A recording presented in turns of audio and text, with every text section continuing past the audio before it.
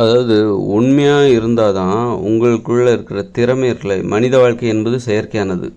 மனித வாழ்க்கை என்பது இப்போ திருமண உறவு, ஒருவருக்கு உண்மையாக இருப்பது, இதெல்லாம் செயற்கையானது தான். இயற்கையில் திருமண வாழ்க்கை, திருமணம் பண்ணி கொண்டு கணவனுக்கு உண்மையாக இருப்பது, மனைவிக்கு உண்மையாக இருப்பது அப்படின்னு சொல்லிட்டு இயற்கையில் கிடையாது. பிற உயிரினங்கள் அப்படியெல்லாம் வாழ்வதில்லை. மனித உயிர்கள் தான் குடும்பம், மனைவி, கணவன், காதலன், காதலி அப்படின்னு உண்மையாக இருப்பது, பழகுகிறவரிடம் நம்பிக்கையாக இருப்பது, இதெல்லாம் செயற்கையான வாழ்க்கை தான். அதுதான் அதில் செயற்கையான விஷயத்தில் நாம் எந்த அளவுக்கு உறுதியாக இருக்கிறோம், எந்த அளவுக்கு நம்ம உறுதியாக இருக்கிறோம் செயற்கையான விஷயத்தில். ஒருவருக்கொருவர் உண்மையாக இருப்பது, கணவன் மனைவி உறவுலாம் செயற்கையானது தான், இயற்கையானது கிடையாது. செயற்கையாக நம்ம ஒரு வாழ்க்கையை ஏற்படுத்தி கொண்டு நம்ம வாழ்கிறோம். அதுதான் நமக்கு பாதுகாப்பு. கணவன் மனைவி திருமண உறவே இல்லை அப்படின்னா அப்போ மனம் போன போக்கில் நம்ம வாழ்கிறோன்னு வச்சுக்கோங்களேன், அது நமக்கு ரொம்ப சிரமத்தை தரும். திருமண உறவு, கணவன் மனைவி உறவு, இதெல்லாம் இவர்களுக்கு உண்மையாக இருப்பது, இதெல்லாம் செயற்கையானது தான், இயற்கையானது கிடையாது. அதனால் நம்ம செயற்கையானதுன்னா அதில் நம்ம உறுதியாக இருக்கிறதுக்காக போராடணும். இயற்கையானது இருக்குல்ல, அதாவது மனம் போன போக்கில் போகிறது. இப்போ ஆடு மாடுகள்லாம் எப்படி வாழுது, நாய்கள், சிங்கங்கள்லாம் எப்படி வாழுது, எந்த இதை பார்க்குதோ அதோட புணர்ச்சியில் ஈடுபடுகிறது. யாருக்கும் அது உண்மையாலாம் இருக்கிறது இல்லை. அங்கே கணவன் மனைவி உறவுலாம் கிடையாது. அப்படி இருக்கும்போது அப்படி ஒரு வாழ்க்கையை வாழ்கிறது, அது இயற்கையான வாழ்க்கை. அதில் பிற உயிரினங்கள் உறுதியாக இருக்குது. அவைகள் குடும்பம், நீ எனக்கு கணவன், நீ எனக்கு மனைவி, நான் உனக்கு உண்மையாக இருப்பேன். ஒரு மாடு இன்னொரு மாடுகிட்ட சொல்கிறதில்ல. ஒரு காளை மாடு பசு மாடுகிட்ட நீ தான் என் பொண்டாட்டி, நான் உனக்கு நீ எனக்கு உண்மையாக இருக்கணும், நான் உனக்கு புருஷன் அப்படின்னு, நான் உனக்கு உண்மையாக இருப்பேன் அப்படின்லாம் சொல்கிறது கிடையாது. அதுக்காக அது போராடுறதில்ல. இயற்கையாகவே அது இயற்கையான ஒரு வாழ்க்கை தான் வாழுது. அதில் அவைகள் உறுதியாக இருக்கிறது. அவைகள் என்றைக்குமே நீ எனக்கு புருஷன், நான் உனக்கு பொண்டாட்டின்னு சொல்லிவிட்டு எனக்கு ஒருத்தருக்கு உண்மையாக இருக்கணும் அப்படின்னு சொல்லிட்டு அவைகள் கட்டாயப்படுத்தலை.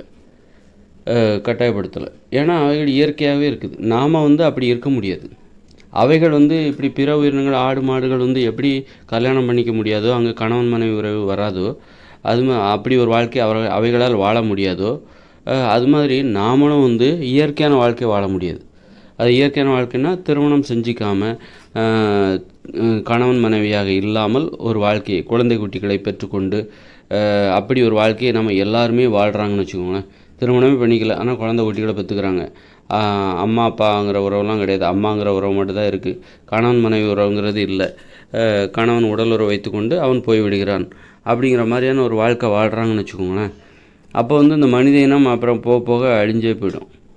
சண்டை சச்சரவுகள், ஒரு ஒற்றுமை, ஒரு குடும்பம், ஒரு திட்டமிடல் எதுவுமே இல்லாமல் ஒரு நாடோடித்தனமான ஒரு வாழ்க்கை, ஒரு பாதுகாப்பு, இதெல்லாம் இல்லாமல் அப்படியே மனித இனம் அழிவை நோக்கி நகரும். வன்முறையெல்லாம் வந்துடும். ஒரு அமைதியாகவே வாழ முடியாது, மனதில் அமைதி இருக்காது. ஒரு மனைவிக்கு கணவன் இல்லைன்னா அப்புறம் அந்த மனைவிக்கு பல ஆண்களால் பிரச்சனைகள் வரும். அந்த மனைவி தன்னை பாதுகாத்துக்க முடியாது.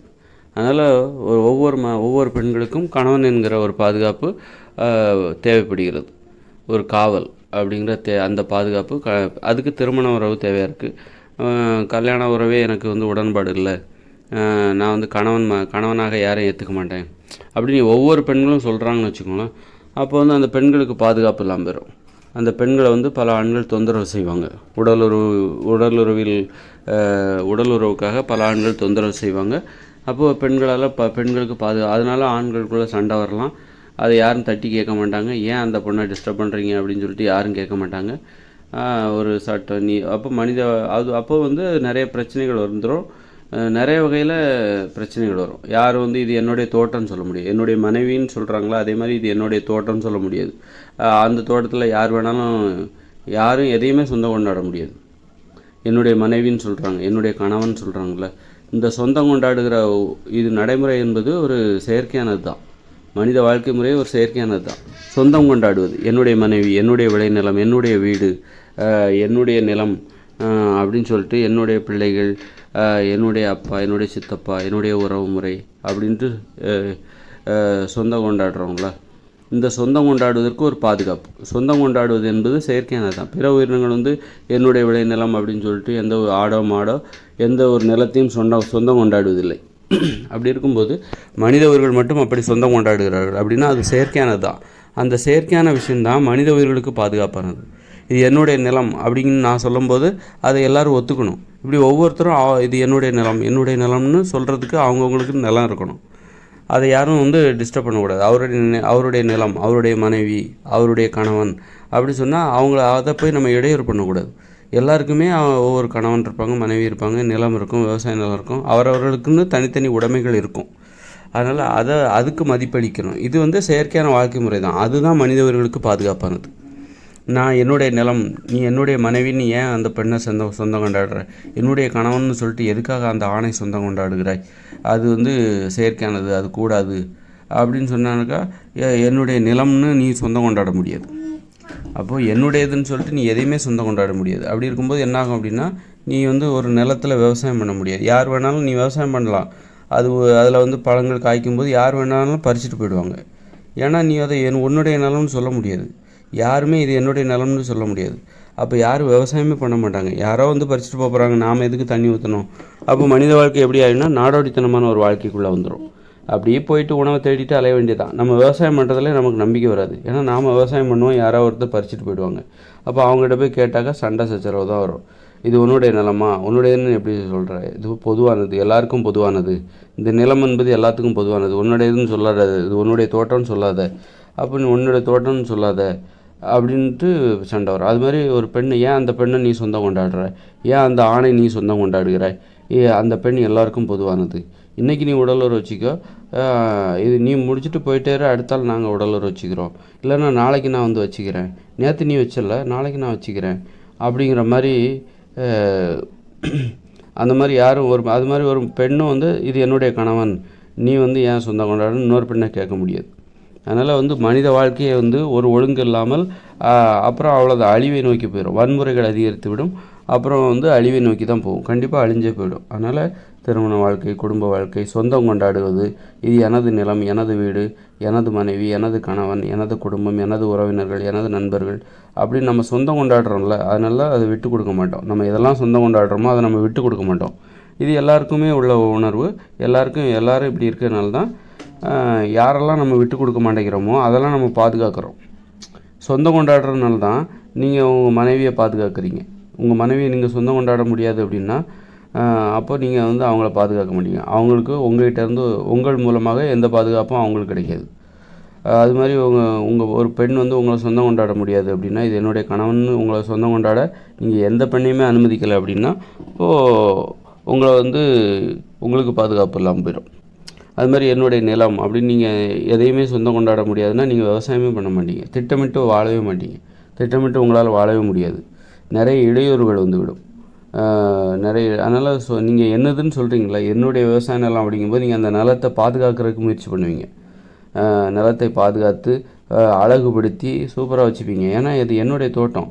அப்படி இருக்கும்போது அதை எல்லாருமே மதிக்கிறாங்க. ஆமாப்பா இது உன்னுடைய தோட்டம், ஏன் தோட்டம் அங்கே இருக்குது, அவரோட தோட்டம் அந்த பக்கமாக இருக்குது, அப்படி எல்லாத்துக்கும் அவங்கவுங்களுக்குன்னு தோட்டம் இருக்குது. அப்படிங்கும்போது இவங்களுக்குள்ள ஒரு போட்டி. அவரவர் தோட்டத்தை பாதுகாப்பது, பராமரிப்பது, அழகுபடுத்துவது, அழகாக வைத்துக்கொள்வது, உற்பத்தியை பெருக்குவது, இதற்கான போட்டி அங்கே நடக்குது, ஒரு ஆக்கப்பூர்வமான போட்டி. அதனால் என்ன ஆகுன்னா அது மேலும் மேலும் வளர்ச்சி தான் அடையும்.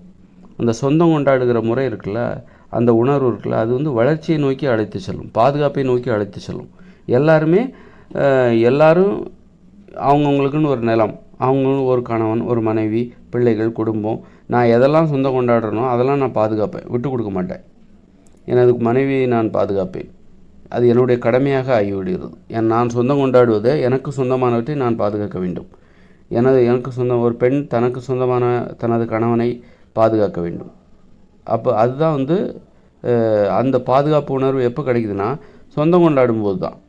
நீ இருப்பதெல்லாம் பொதுவாகி போனால் எடுக்கின்ற ஆசை வராது, பதுக்குகின்ற ஆசை வராது, அப்படிலாம் கிடையாது. இருப்பதெல்லாம் பொதுவாக போச்சுன்னு வச்சிங்களேன், யாருக்கும் பொறுப்புணர்ச்சி இல்லாமல் போயிடும். அவர் 10 பேர், இவர் 10 பேர், அப்புறம் நீங்கள் சொந்தம் கொண்டாட முடியாது. அப்புறம் சண்டை சச்சரவு தான் அதிகமாகும். அப்புறம் மனம் போன போக்கில் தான் இங்கே போயிட்டுருப்பாங்க. யாரும் திட்டமிட்டு வாழ மாட்டாங்க. யாரும் இங்கே எதையுமே பாதுகாக்க முடியாது. அப்போ சொந்தம் கொண்டாடுகிற உணர்வு தான் இந்த உலகம் மனித வாழ்க்கை என்பது பாதுகாப்பாக இருப்பதற்கு காரணம். பிற உயிரினங்கள் சொந்தம் கொண்டாடாது. அது இப்போ விட்டுட்டு போயிட்டே இருக்கும். ஒரு சொந்தம் கொண்டாடும், குட்டிகளை சொந்தம் கொண்டாடும். ஒரு 5 வளர்கிற வரைக்கும் அந்த குட்டிகள் மீது அந்த தாய் உயிரினம் ஒரு பாசமாக இருக்கும். அந்த குட்டி உயிரினம் வந்து தன்னந்தனியாக நடக்கவும் ஓடவும் கற்றுக்கொண்டு விட்டால், உணவை தேட கற்றுக்கொண்டு விட்டால், அதன் பிறகு தாய் வந்து அந்த குட்டிகளுக்கு டாட்டா சொல்லிட்டு போயிடும். அந்த மாதிரி அதன் பிறகு வந்து அதான் ஒரு சொந்தம் கொண்டாடுகிற உணர்வு வந்து இருக்கிறோம். அந்த அளவுக்கு உறுதியாக இருக்குது. ஒரு நாய் தனது எல்லைக்குள் பிற உயிரினங்களை அனுமதிக்காது.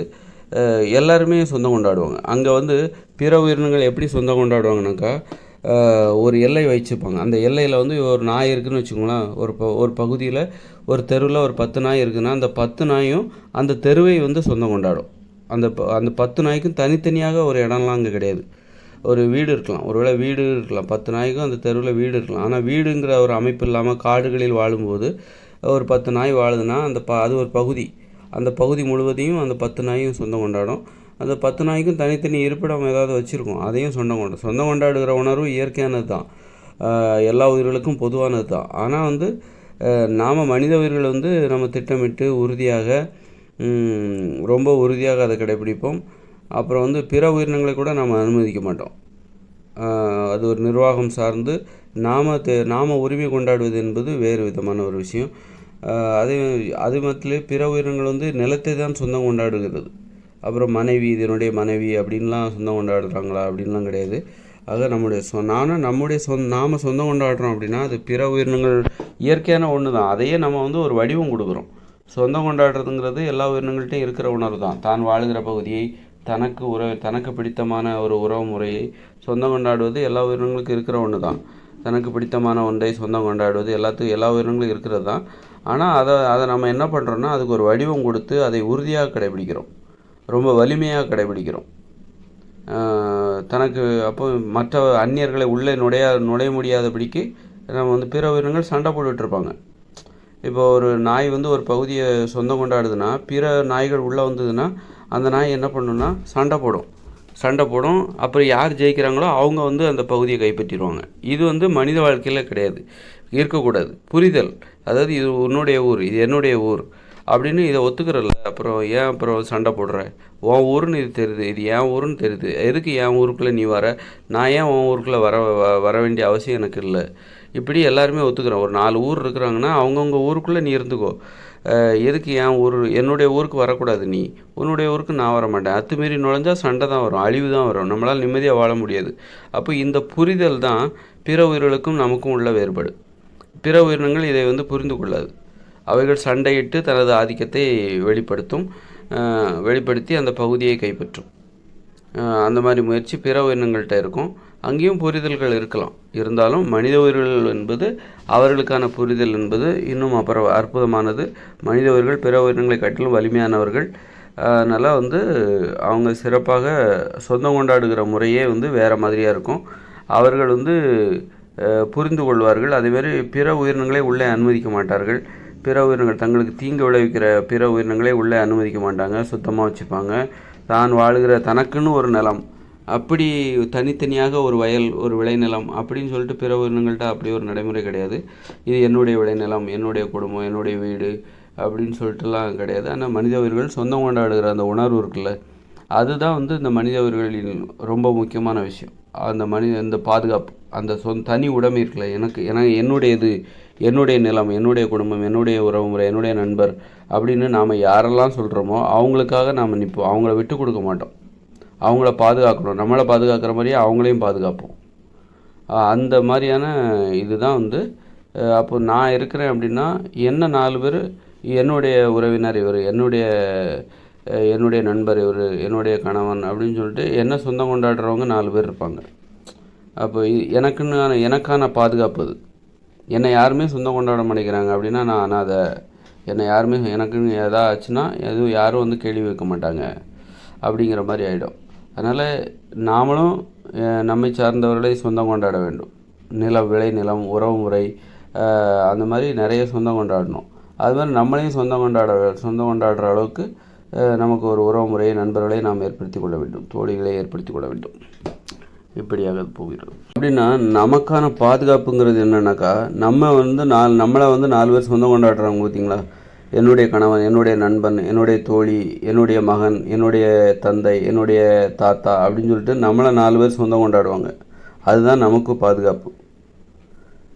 நமக்கு எது பாதுகாப்புனா நம்மை சொந்தம் கொண்டாடுகிறவர்கள் தான் நமக்கு பாதுகாப்பாக இருப்பார்கள். நம்ம யாருமே சொந்தம் கொண்டாடலை, நாம் எல்லாத்துக்கும் பகையாளியாக போயிட்டோம் அப்படின்னா நம்மளை யாருமே சொந்தம் கொண்டாட மாட்டாங்க. அப்போ நம்மளை 4 பேர் சொந்தம் கொண்டாடணும் அப்படின்னா அதுதான் நமக்கு பாதுகாப்பு. அப்போ தான் நம்ம மனசு உறுதியாக இருக்கும், வலிமையாக இருக்கும். நம்மளை பார்த்தா யாரும் இடையூறு செய்ய மாட்டாங்க. அப்படின்னா நமக்கு நம்மை சொந்தம் கொண்டாடுறாங்க பார்த்தீங்களா, அவங்களுக்கு நம்ம உண்மையாக இருக்கணும். அப்போ தான் உண்மையாக இருக்கிறது ரொம்ப முக்கியமானது. செயற்கையானது தான் அது, பிற உயிரினங்களிடத்தில் அது கிடையாது. நாம் இப்போ நம்மை சொந்தம் கொண்டாடுகிறவர்கள் அவர்கள் தான் நமக்கு பாதுகாப்பு. அப்படின்னா நம்மை சொந்தம் கொண்டாடுறாங்க பார்த்தீங்களா, அவங்களுக்கு நம்ம உண்மையாக இருக்கணும். ஒரு மனைவிக்கு கணவன் உண்மையாக இருக்கணும். ஒரு நண்பருக்கு இன்னொரு நண்பர், அவருடைய நண்பர் அவருடைய நண்பர் உண்மையாக இருக்கணும். அப்பாவுக்கு மகன், யாரெல்லாம் நம்மை சொந்தம் கொண்டாடுகிறார்கள், இது எனது மகன், இது என்னுடைய கணவன், இது என்னுடைய மனைவி அப்படின்னு சொல்லிட்டு பெருமையாக சொல்லிக்கிறாங்கள்ல, அவர்கள் நமக்கு பாதுகாப்பாக இருப்பார்கள். அவர்கள் நம்மை விட்டு கொடுக்க மாட்டார்கள். அப்படிப்பட்டவர்களுக்கு நாம் உண்மையாக இருக்க வேண்டும். அப்போ தான் நம்ம பாதுகாப்பு நமக்கு தொடர்ந்து கிடைக்கும். நம்ம யாருக்குமே உண்மையாக இல்லை, இப்போ ஒரு மனைவிக்கு கணவன் உண்மையாக இல்லை, அந்த மனைவி இவன் என்னுடைய கணவன் சொல்கிறா, விட்டு கொடுக்க மாட்டேங்கிறா. அப்படிங்கும்போது அந்த கணவன் அவன் என்ன பண்ணணும், அவளுக்கு உண்மையாக இருக்கணும். அவன் என்ன பண்ணுறான், அவளுக்கு உண்மையாகவே இல்லை, அவன் தப்பு பண்ணுறான், எப்போ பார்த்தாலும் தப்பு பண்ணுறான். உடனே அந்த மனைவி என்ன பண்ணுவான், இவன் கேட்க மாட்டான், இவன் எனக்கு உண்மையாக இருக்க மாட்டான் அப்படின்னு சொல்லிட்டு அவள் போயிடுவாள், அவனை விட்டுட்டு போயிடுவாள். அப்போ அவனுக்கு ஒரு பாதுகாப்பு என்பது குறைந்து விடுகிறது. மனைவி என்பவள் அந்த கணவனுக்கு கொடுக்குற அந்த பாதுகாப்பு, மனைவியிடமிருந்து கிடைக்கிற அந்த பாதுகாப்பு. ஒரு மனைவி தனது கணவனை விட்டு கொடுக்க மாட்டா, விட்டு கொடுத்து பேச மாட்டா, அதுதான் பாதுகாப்பு. அப்போ அவன் அந்த மனைவிக்கு அவன் உண்மையாக இருக்க வேண்டும். அப்போ தான் அவனுக்கு பாதுகாப்பு கிடைக்கும். அப்போ அவள் மனைவி விட்டு கொடுக்காமல் பேசும்போது அவளுக்கு இவன் உண்மையாக நடந்து கொள்ள வேண்டும். அப்படி இல்லாமல் அந்த மனைவியவே அவன் ஏமாத்துறான், வேறு பொண்ணிடம் தொடர்பு வைத்துக் கொள்கிறான் அப்படிங்கும்போது அவனுக்கு பாதுகாப்பு குறைஞ்சிரும். அந்த மனைவி அவனை நம்ப மாட்டா, அவனுக்கு பாதுகாப்பு கொடுக்க மாட்டான். நாளைக்கு ஒரு பிரச்சனைன்னு வரும்போது இவன் அது கணவன், இவனை நீங்கள் பேசாதீங்க, திட்டாதீங்க, இவனை குறை சொல்லாதீங்க, இவர் தப்பு பண்ண மாட்டார் அப்படின்னு சொல்லிட்டு அவள் பரிந்து அந்த கணவனுக்காக பரிந்து பேச வரமாட்டா, பாதுகாப்பாக நிற்க மாட்டா. அப்போ இவனுக்கு பாதுகாப்பு குறைஞ்சி போயிடும். பொண்டாட்டியே உன்னை மதிக்கலப்பா, உன்னை நம்பலப்பா, பொண்டாட்டியே உன்னை நம்பலை, விட்டுட்டு போயிட்டா அப்படின்னு சொல்லிடுவாங்க. ஏன்னா உண்மையாக இருக்கிற வரைக்கும் தான் ஒரு பொண்டாட்டி புருஷன் கூட இருப்பான். அவன் உண்மையாகவே இல்லை அப்படின்னா இவனோட வாழ்கிறது வேஸ்ட்டு அப்படின்னு சொல்லிட்டு அவள் போயிடுவாள். அது மாதிரி ஒரு மனைவியும் உண்மையாகவே இல்லை, தனது கணவனுக்கு வேற ஒருத்தனை கூட தொடர்பு வச்சுருக்கா, எவ்வளோ சொன்னாலும் கேட்க மாட்டேங்கிறான் அப்படின்னா அப்புறம் அந்த கணவன் இந்த மனைவிக்கு பாதுகாப்பாக இருக்க மாட்டான். ஏன்னா பாதுகாப்பு, அப்போ அந்த மனைவிக்கு கணவனிடம் கிடைக்கிற அந்த பாதுகாப்பு கிடைக்காது. அப்போ உண்மையாக இருப்பது தான் நாம் யாரிடமெல்லாம் பழகுகிறோமோ, நம்மை யாரெல்லாம் சொந்தம் கொண்டாடுகிறார்களோ, நம்மை யாரெல்லாம் விட்டு கொடுக்காமல் பேசுகிறார்களோ அவர்களிடமெல்லாம் நாம் உண்மையாக இருக்க வேண்டும். உறவு முறையில் உண்மை இருக்கணும். அப்போ தான் நாம் பாதுகாப்பாக இருப்போம். மற்றவங்க ஒருத்தருக்கு அவருக்கும் பாதுகாப்பு, மற்றவங்ககிட்ட இருந்து அவருக்கு பாதுகாப்பே தேவையில்லை அப்படின்னு சொல்ல முடியாது. எல்லாருக்கும் மற்றவங்க தான் ஒருத்தரை பாதுகாக்கணும்னா மற்றவர்கள் நிறைய பேர் உதவியாக இருக்கணும். ஒருத்தர் இப்போ ஒரு பெண் இருக்கிறான்னா அவளுக்கு பாதுகாப்பு யாருன்னா அவள் மட்டுமே அவளை பாதுகாத்துக்க முடியாது. அவளுக்கு ஒன்றுன்னா அவள் கணவன் வருவான், அப்பா அம்மா வருவாங்க, மாமியார் வருவாங்க, மருமகன் வருவாங்க, மகன் வருவான், பேரன் வருவான், அண்ணன் வருவான், தம்பி வருவான், தோழி வருவாங்க, நண்பர் வருவாங்க, தாத்தா வருவாங்க, இப்படி பெரிய கூட்டமே வரும். இதுதான் ஒருத்தருடைய பாதுகாப்பு. எனக்காக யாருமே வர வேண்டாம், நான் மட்டுமே நிற்கிறேன் அப்படின்னா அது உண்மையான பாதுகாப்பு கிடையாது. அந்த பாதுகாப்பில் ஒரு வலிமை உறுதிங்கிறது இல்லை. அதனால் ஒருத்தருக்கு பாதுகாப்புங்கிறது அவர் மூலமே மட்டும் ஏற்படுவதில்லை, அவரை சார்ந்தவர்கள் அவருக்கு பாதுகாப்பாக இருக்கணும். இதுதான் மனித உயிர்களோட ஒரு வாழ்க்கை முறையில் உள்ள ஒரு முக்கியமான விஷயம். அப்போது நாம் யாரிடமெல்லாம் பழகுகிறோமோ அவர்களிடம் நாம் உண்மையாக இருக்க வேண்டும். அப்போ தான் நாம் பாதுகாப்பை உணர்வோம், நாம் பாதுகாப்பாக இருக்கிறோம் அப்படிங்கிறத நாம் உணர்வோம். நாம் சும்மா யாருக்கும் உண்மையாக இல்லை, எல்லாரையும் ஏமாத்துகிறோம், திருட்டுத்தனம் பண்ணுறோம், இவரை பற்றி அவர்கிட்ட பேசுகிறது, அவரை பற்றி இவர்கிட்ட பேசுகிறது, அப்படி அந்த மாதிரி இருக்கிறோம். இதெல்லாம் ஒரு திறமையாக நினச்சிட்ருக்கோம். நிறைய பெண்களோட உடலுறவு வச்சுக்கிறது, நான் எல்லா பொண்ணுலையும் நான் கவுத்துருவேன் அப்படின்னு நினச்சிக்கிட்டு மனைவிக்கு உண்மையாக இல்லாமல் அப்படி பார்க்குற பெண் மனம்போன போக்கில் பார்க்குற பெண்ணெல்லாம் பெண்ணிடமெல்லாம் புணர வேண்டும் என ஆசைப்படுவது, அதற்காக முயற்சிப்பது, அதுமாரி கணவனுக்கு உண்மையாக இல்லாமல் மனைவி ஏதாவது வேறு தொடர்புகளை வைத்துக்கொள்வதில் ஆர்வமாக இருப்பது, இந்த மாதிரிலாம் இருந்தாக்கா அவங்க பாதுகாப்பானவர்களாகவே அவர்களை உணர முடியாது. அவர்கள் மனம் உறுதியாகவே இருக்காது. அவர்கள் அதனால் அவர்களுக்காக யாரும் பரிந்து பேசி வரமாட்டார்கள், பாதுகாப்பு கொடுக்க முன் வர மாட்டார்கள். அதனால் பழகுகிறவரிடம் நாம் உண்மையாக இருக்க வேண்டும். யாரிடம் உண்மையாக இருக்க முடிகிறதோ அவர்களிடம் பழக வேண்டும். அவர்களை வாழ்க்கை துணையாக ஏற்றுக்கொள்ள வேண்டும். அப்போ யாரிடம் நீங்கள் உண்மையாக இருக்க உங்களால் எளிதாக முடியுமோ அவர்களை வாழ்க்கை துணையாக, திருமண துணையாக தேர்ந்தெடுத்து கொள்ளுங்கள். நண்பர்களாக தேர்ந்தெடுத்து கொள்ளுங்கள். உங்களால் இருக்க முடியாது உண்மையாக அப்படின்னா அவர்களிடமிருந்து விலகி விடுங்கள். இப்போ இதன் மூலம் ஒரு நம்பிக்கையான உறவுமுறையை நீங்கள் ஏற்படுத்தி கொண்டு அதன் மூலம் உங்கள் வாழ்க்கை பாதுகாப்பானதாக, ஒரு வலிமையானதாக மாற்ற முடியும். தனித்து யாரும் தன்னை பாதுகாத்து கொள்ள முடியாது. ஒருவருக்கு பாதுகாப்பு மற்றவர்களிடமிருந்து தான் தேவைப்படுகிறது, மற்றவர்களால் தான் ஏற்படுகிறது. அவர்கள் உறவினர்களால், நண்பர்களால், குடும்பத்தாரால். அதனால தான் குடும்பமாக ஏன் மக்கள் வசிக்கிறாங்க, திருமணம் இது போன்ற நடைமுறைகள் ஏன் உருவானது, பாதுகாப்பு இதன் மூலம்தான் மனித உயிரினம் பாதுகாப்பாக வாழ முடியும் என்பதால் தான்.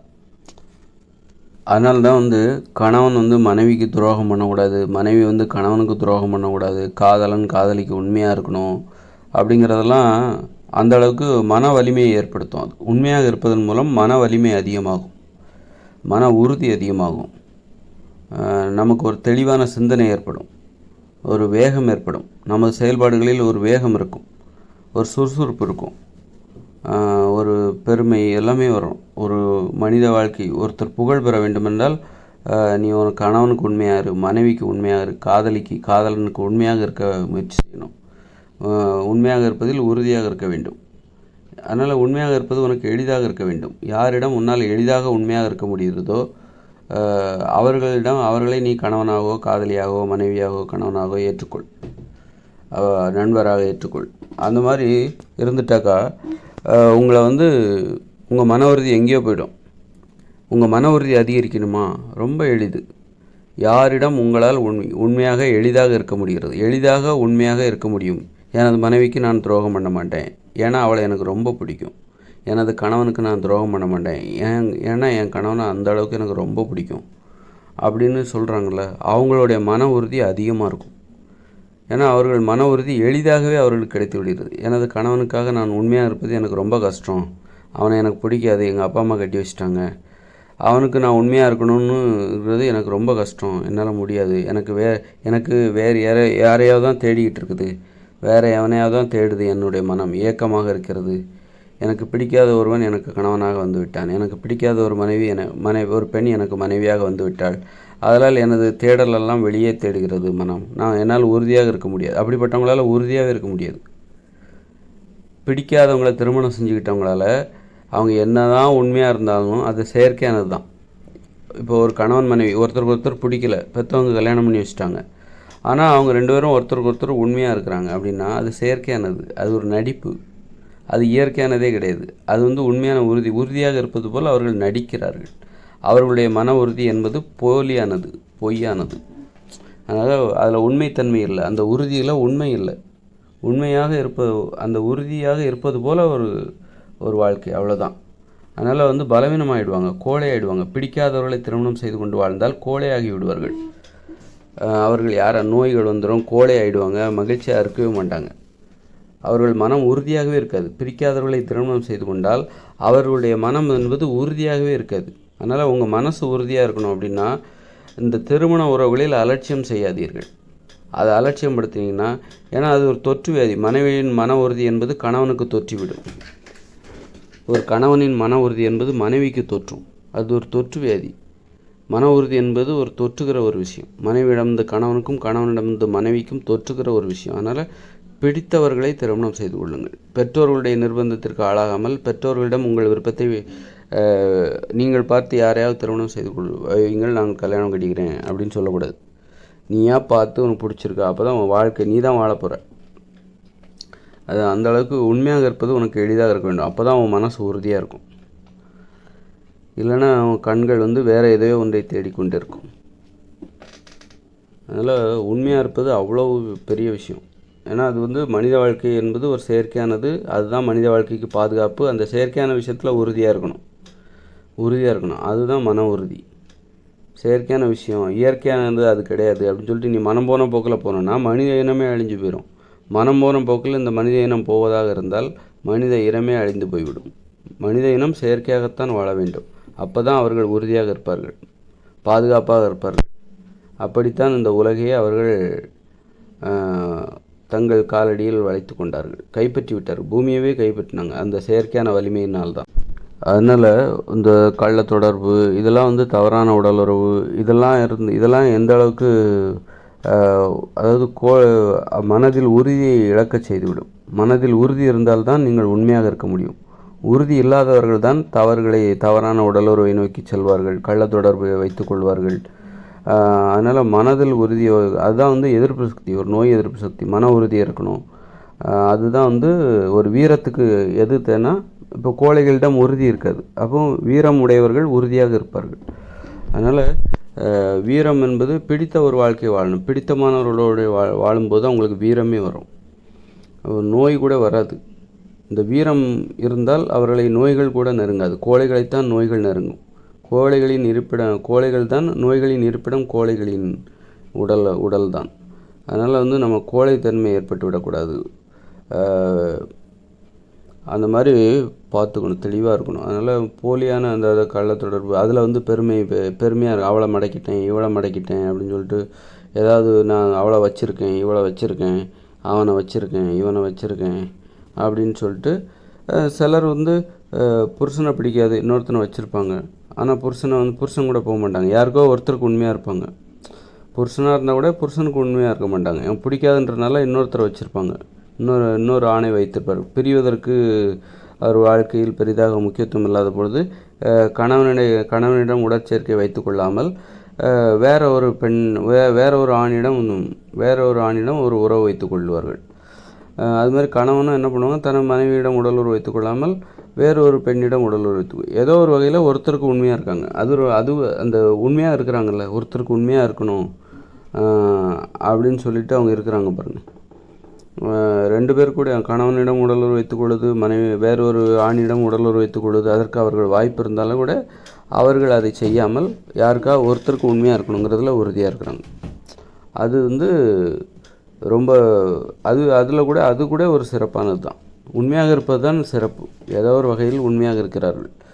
ஆனால் விவாகரத்து கூட பண்ணலாம், அதற்கு இந்த சமூகத்தில் அந்தளவுக்கு வரவேற்பு இல்லை அப்படிங்கிற மாதிரி இருக்குது. இப்போ பார்த்திங்கன்னா, இப்போ உண்மையாக இல்லைங்கிறது எந்த அளவுக்கு ஆபத்தானது. இப்போ உண்மையாக இருக்க கள்ள தொடர்பு அல்லது தவறான உடலுறவு, அது போன்ற உறவுகளின் மீது ஒரு மோகம், இதெல்லாம் ரொம்ப ஆபத்தானது.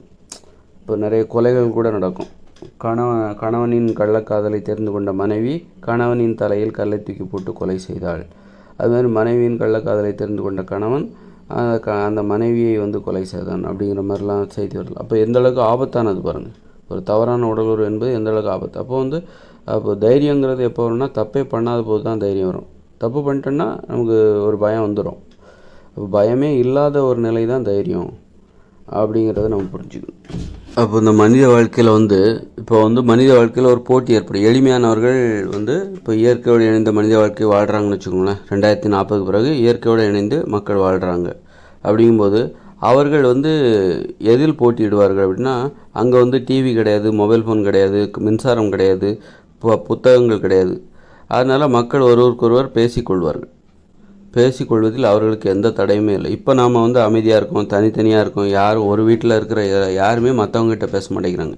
தனித்தனியாக உட்காந்து மொபைல் ஃபோனை பார்த்துட்ருக்காங்க, டிவி பார்த்துட்ருக்காங்க, அல்லது புத்தகம் படிச்சுட்ருக்காங்க. இங்கே எல்லாமே தனிமை சார். ஆனால் இயற்கையோடு இணைந்த மனித வாழ்க்கை 2040 பிறகு வரப்போகிற இயற்கையோடு இணைந்த மனித வாழ்க்கையில் அவர்கள் அங்கே புத்தகம் கிடையாது, டிவி கிடையாது, மின்சாரம் கிடையாது, சினிமா கிடையாது, ரேடியோ கிடையாது, எதுவுமே கிடையாது. அதனால் மக்களுக்கு பொழுதுபோக்கு என்னதுன்னா, மக்களோடு பேசுவது தான், அதுதான் பொழுதுபோக்கு. அதனால் அவர்கள் பேசுவதை யாரும் தடுக்க முடியாது. அதனால் அங்கே உறவு முறை ரொம்ப வலிமையானது.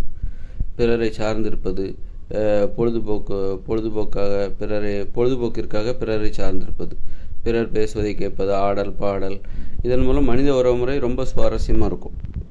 அங்கே இயற்கையோடு இணைந்த மனித வாழ்க்கை ரொம்ப சுவாரஸ்யமாக இருக்கும். அங்கே என்ன போட்டி இருக்குன்னா, மகிழ்ச்சியாக வாழ்வதில் ஒரு போட்டி இருக்கும், பேசுவதில் ஒரு போட்டி இருக்கும், விளையாடுவதில் ஒரு போட்டி இருக்கும், கலை படைப்பு திறனை வெளிப்படுத்துவதில் ஒரு போட்டி இருக்கும்.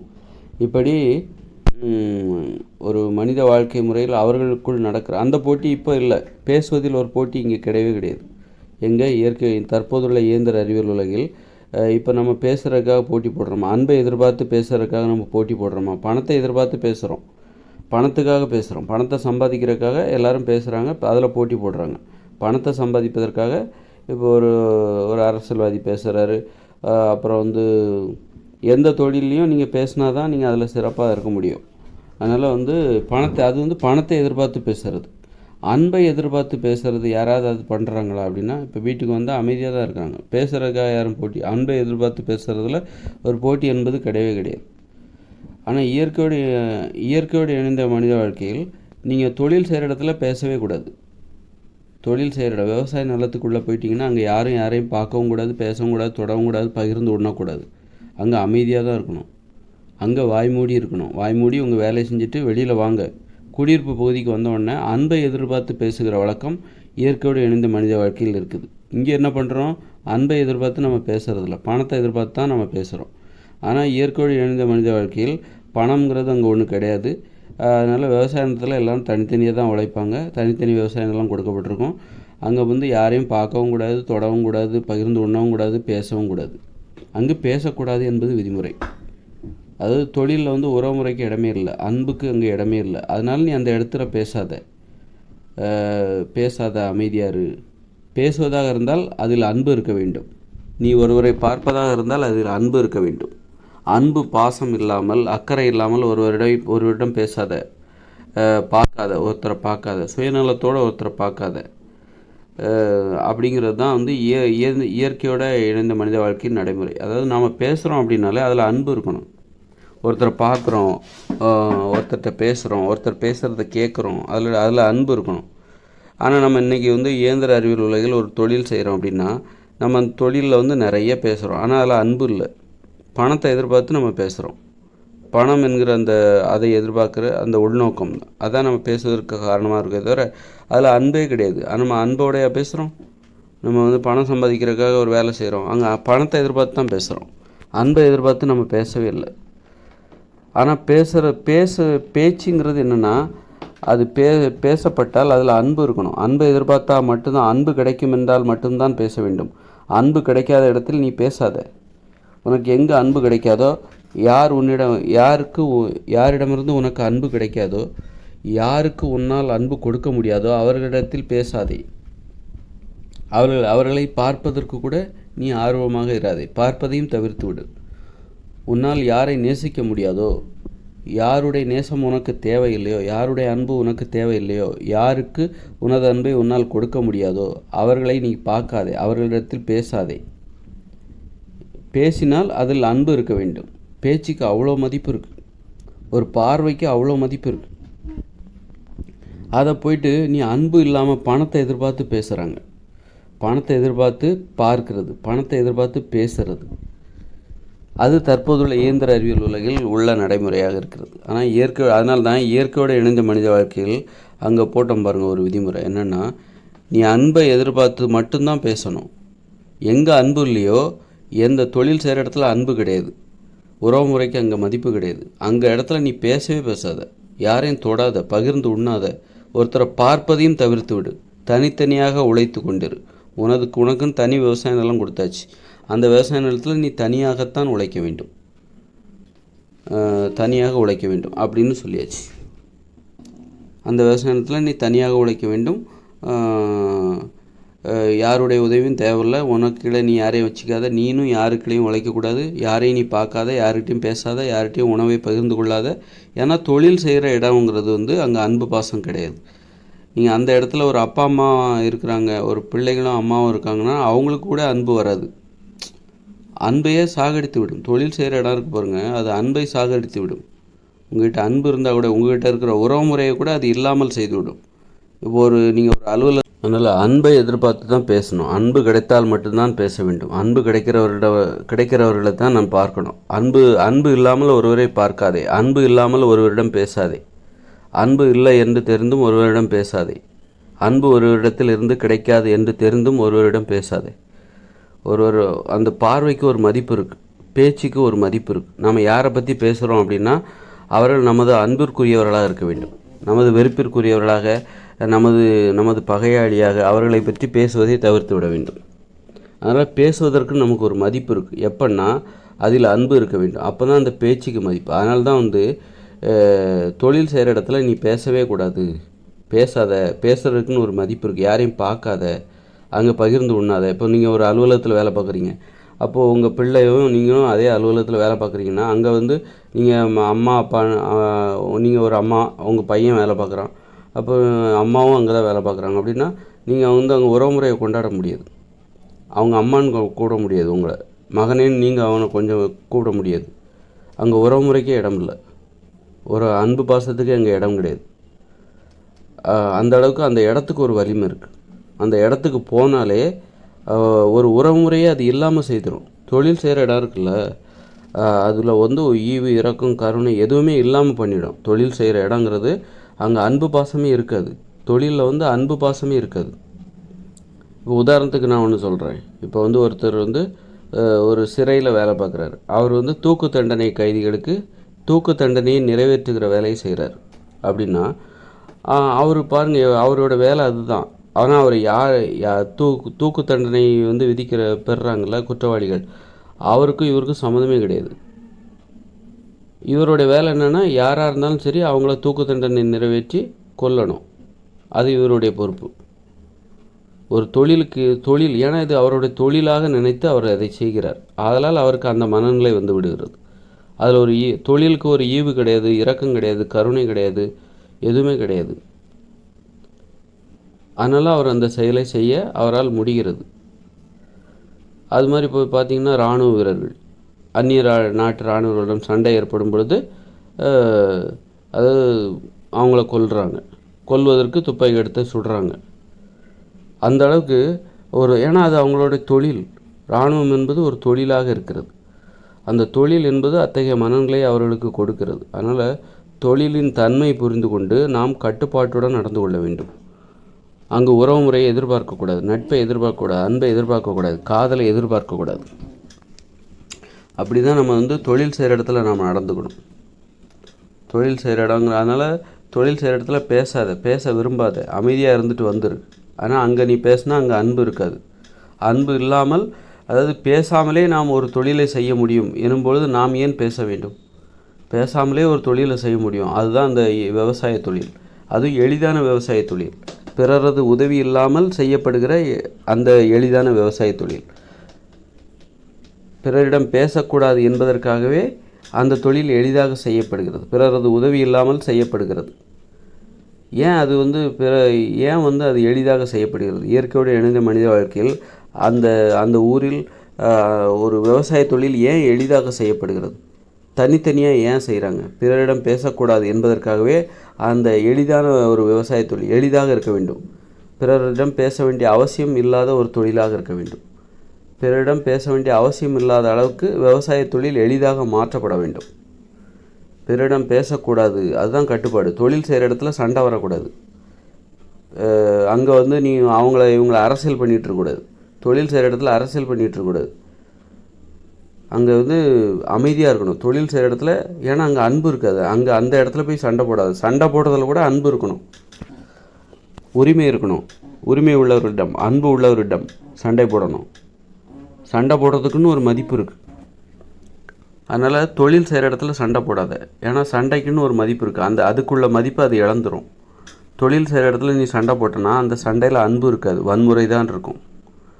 அந்த சண்டையில் அழிவு தான் இருக்கும். அந்த சண்டைகளால் தொழில் செய்கிற இடத்துல நீ சண்டை போட்டால் அந்த சண்டையால் அழிவு தான் ஏற்படும். இப்போ இந்த உலகத்தில் வந்து போர்கள் நடக்குது, குண்டு போட்டு சாவுறாங்க. இதெல்லாம் பாருங்கள், ஏவுகணை போட்டு அடிக்கிறாங்க, துப்பாக்கியால் துட்டுறாங்க. துப்பாக்கி தயாரிப்பது ஒரு தொழில், தோட்டாக்களை தயாரிப்பது ஒரு தொழில். அது மாதிரி அங்கே இன்னொருத்தரும் அதே மாதிரி துப்பாக்கி தயாரிக்கிறாங்க, தோட்டாவும் தயாரிக்கிறாங்க. இது தொழில் பாரு. அதனால் கடைசியில் என்ன ஆகுது? அழிவு தான் வருது. அவங்க போடுற சண்டையில் அழிவு தான் வருது. சண்டைகளுக்காக அவர்கள் துப்பாக்கியை தயாரிக்கிறார்கள், சண்டைகள் போட வேண்டும் என்பதற்காக. அந்த சண்டைகள் மூலம் அழிவு தான் ஏற்படுகிறது. அதனால் அணுகுண்டை தயாரித்தது அதுவும் தொழில் தான். அதனால் நம்ம வந்து பேசுவதற்குன்னு ஒரு மதிப்பு இருக்குது, அதில் அன்பு இருக்கணும். அன்பு இல்லாமல் பேசக்கூடாது. இப்போ நான் எதுக்கு சொல்ல வரேன்னா, நீங்கள் வந்து இயற்கையோடு இணைந்த மனித வாழ்க்கையில் அவர்கள் பேசுவதில் போட்டி போடுவார்கள். எங்கன்னா தொழில் செய்கிற இடத்துல பேசவே மாட்டாங்க, அமைதியாக இருப்பாங்க, ஒரு வார்த்தை கூட பேச மாட்டாங்க, மற்றவங்கள பார்க்கவே விருப்பப்பட மாட்டாங்க. அப்படி இருக்கும்போது அவங்க வந்து மற்றவங்ககிட்ட வந்து பேசுவதில் வந்து எங்கே போட்டி போடுவாங்கன்னா, குடியிருப்பு பகுதிகளுக்கு வந்த பிறகு விவசாய நிலத்தை விட்டு வெளியேறி, தொழில் செய்கிற இடமான விவசாய நிலத்தை விட்டு வெளியேறி குடியிருப்பு பகுதிக்கு வந்துடுவாங்க. அங்கே வந்து என்ன பண்ணுவாங்க, குடும்பத்தினரோடு, நண்பர்களோடு, உறவினர்களோடு பேசுவதில் அவர்கள் ஒரு போட்டி போடுவாங்க. அன்பை செலுத்துவதில் போட்டி. அதற்கு என்ன அர்த்தம்? அன்பை செலுத்துவதில் போட்டி. அப்போ ஒருத்தர் மேலே பொறாமையே வராது, அந்த போட்டியில் பொறாமையே இருக்காது. ஏன்னா பேச்சுன்னா என்னது? அன்பு தான். அன்பை செலுத்துவதற்காக கடைபிடிக்கிற ஒரு வழிமுறை தான் பேச்சு. சண்டை போட்டாலும் அதில் அன்பு உண்டு, கோச்சிக்கிட்டாலும் அன்பு உண்டு, திட்டுனாலும் அன்பு இருக்குது, அழுதாலும் அன்பு இருக்குது, திட்டு வாங்கினாலும் அன்பு. அன்பு பேச்சுனாலே அன்பு தான். அப்போ பேசுவதில் அவர்கள் போட்டி போடுவாங்க. யார் நல்லா பேசுகிறாங்க அப்படின்னா, அவர் ரொம்ப நல்லா பேசுவார், பேசிக்கிட்டே இருப்பார், அவள் பேசிக்கிட்டே இருப்பா அப்படின்னு என்ன அர்த்தம்? அவள் அன்பு செலுத்தி கொண்டே இருப்பாள், அன்பை கொடுத்து கொண்டே இருப்பாள். அவங்க எவ்வளோ பேசினாலும் கேட்டுக்கிட்டே இருப்பான்னு என்ன அர்த்தம்? அன்பை எவ்வளோ தான் கொடுத்தாலும் அவன் வாங்கிக்கிட்டே இருப்பான். இது மாதிரி அது அன்பு சார்ந்த விஷயமாக இருப்பதால் ஒருத்தர் நிறையா பேசுனா அவங்கள பார்த்து பொறாமப்பட மாட்டாங்க. ஒருத்தர் பேசுகிறது நிறைய கேட்பவர் நல்லா கேட்டுக்கிட்டே இருக்காருன்னா அவங்கள பார்த்து யாரும் பொறாமப்பட மாட்டாங்க. ஏன்னா அது அன்பை செலுத்துவதற்காக பேசுகிறார்கள், ஆதலால் பொறாமை இல்லை. அதில் கூட பொறாமை வரும். என்னடா இவ்வளோ அன்பு செலுத்துகிறாங்களே, இவ்வளோ அன்பாக இருக்கிறாங்களே, நிறைய பேசுகிறாங்க அப்படின்னா பேசுவதில் அங்கே ஒரு போட்டி ஏற்படும், பொறாமை ஏற்படும். பேசுவதில் நிறைய பேசணுங்கிற ஒரு ஆர்வம் ஏற்படும், ஒரு போட்டி நடக்கும். அப்போ போட்டி நடக்கும்ல, பேசுவதில் அங்கே ஒரு போட்டி நடக்குதுல்ல. அதனால் அவங்க என்ன பண்ணுவாங்கன்னா, இயற்கையோடு இணைஞ்ச மனிதர்கள் பேசுவதை அதிகரிக்கணும்னா என்ன பண்ணணும்னா, பிடித்தவங்கள திருமணம் செஞ்சுக்கணும், பிடித்தவர்களை உறவினர்களாக வைத்துக்கொள்ள வேண்டும், நண்பர்களாக. உறவினர்கள் அனைவருமே நமக்கு பிடித்தமானவர்களாக இருக்க மாட்டாங்க. அதில் வந்து உறவினர்களில் பிடித்தமானவர்களை தேர்வு செய்து கொண்டு அவர்களை நேசிக்க வேண்டும். அதனால் நல்லா பேசணும் அப்படிங்கிறது என்ன அர்த்தம்? நல்லா அன்பு செலுத்தணும் என்று தான் அதன் பொருள். நல்லா பேசுகிறாருன்னா நல்லா அன்பு செலுத்துகிறார். அதனால் பேசுகிறவரை பார்த்து நமக்கு பொறாமை வருதுன்னா என்ன அர்த்தம்னா, அவர் நல்லா அன்பு செலுத்துகிறார், அதனால் அவர் மீது நான் பொறாமை கொள்கிறேன், அவரை விட நான் அதிகமாக பேச வேண்டும் அப்படின்னு ஆசைப்படுகிறேன் என்றால், அவரை விட நான் அதிகமாக அன்பு செலுத்த வேண்டும் என்று ஆசைப்படுகிறேன் அப்படின்னு தான் அதன் பொருள். அதனால் வந்து பேசுவதற்காக இயற்கையோடு இணைந்த மனித வாழ்க்கையில் ஒரு போட்டி ஏற்படும். அந்த போட்டிக்காக அவங்க என்ன பண்ணுவாங்க அப்படின்னா, பிடித்தவர்களை திருமணம் செய்து கொள்வார். யாரிடம் அதிகமாக பேசுகிறார்களோ அவர்களை திருமணம் செய்து கொள்ள விருப்பப்படுவார்கள்.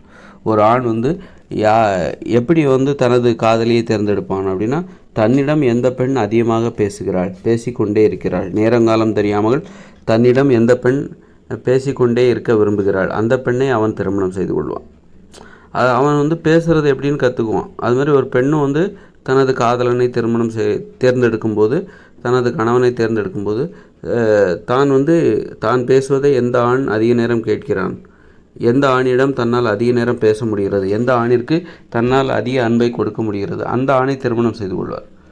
அதனால் வந்து இப்போது ஒரு கல்யாணம் ஆயிடுச்சு ஒரு பெண்ணுக்கு. அப்படி இருக்கும்போது இன்னொரு ஆணை பார்க்கிறாள். அவனிடம் இவள் வந்து தனது கணவனை விட அதிகமாக பேசுகிறாள் என்னும் பொழுது அவனை கணவனாக தேர்ந்தெடுக்க இவள் ஆசைப்படுவாள். அப்போ ஏற்கனவே திருமணம் செய்து வச்சிருக்கிறல ஒரு கணவன், அவனை விவாகரத்து பண்ணுறதுக்கு வாய்ப்பு இருக்குது. பேசுவதில் அந்த அளவுக்கு தீவிரமாக இருப்பாங்க. பேசுகிறத அதிகரிக்கணும், பேசுகிறத மட்டும் விட்டு கொடுக்க மாட்டாங்க. இப்போது ஒரு கணவன், ஏற்கனவே ஒரு பெண் கணவனோடு வாழ்ந்து கொண்டிருக்கிறாள்.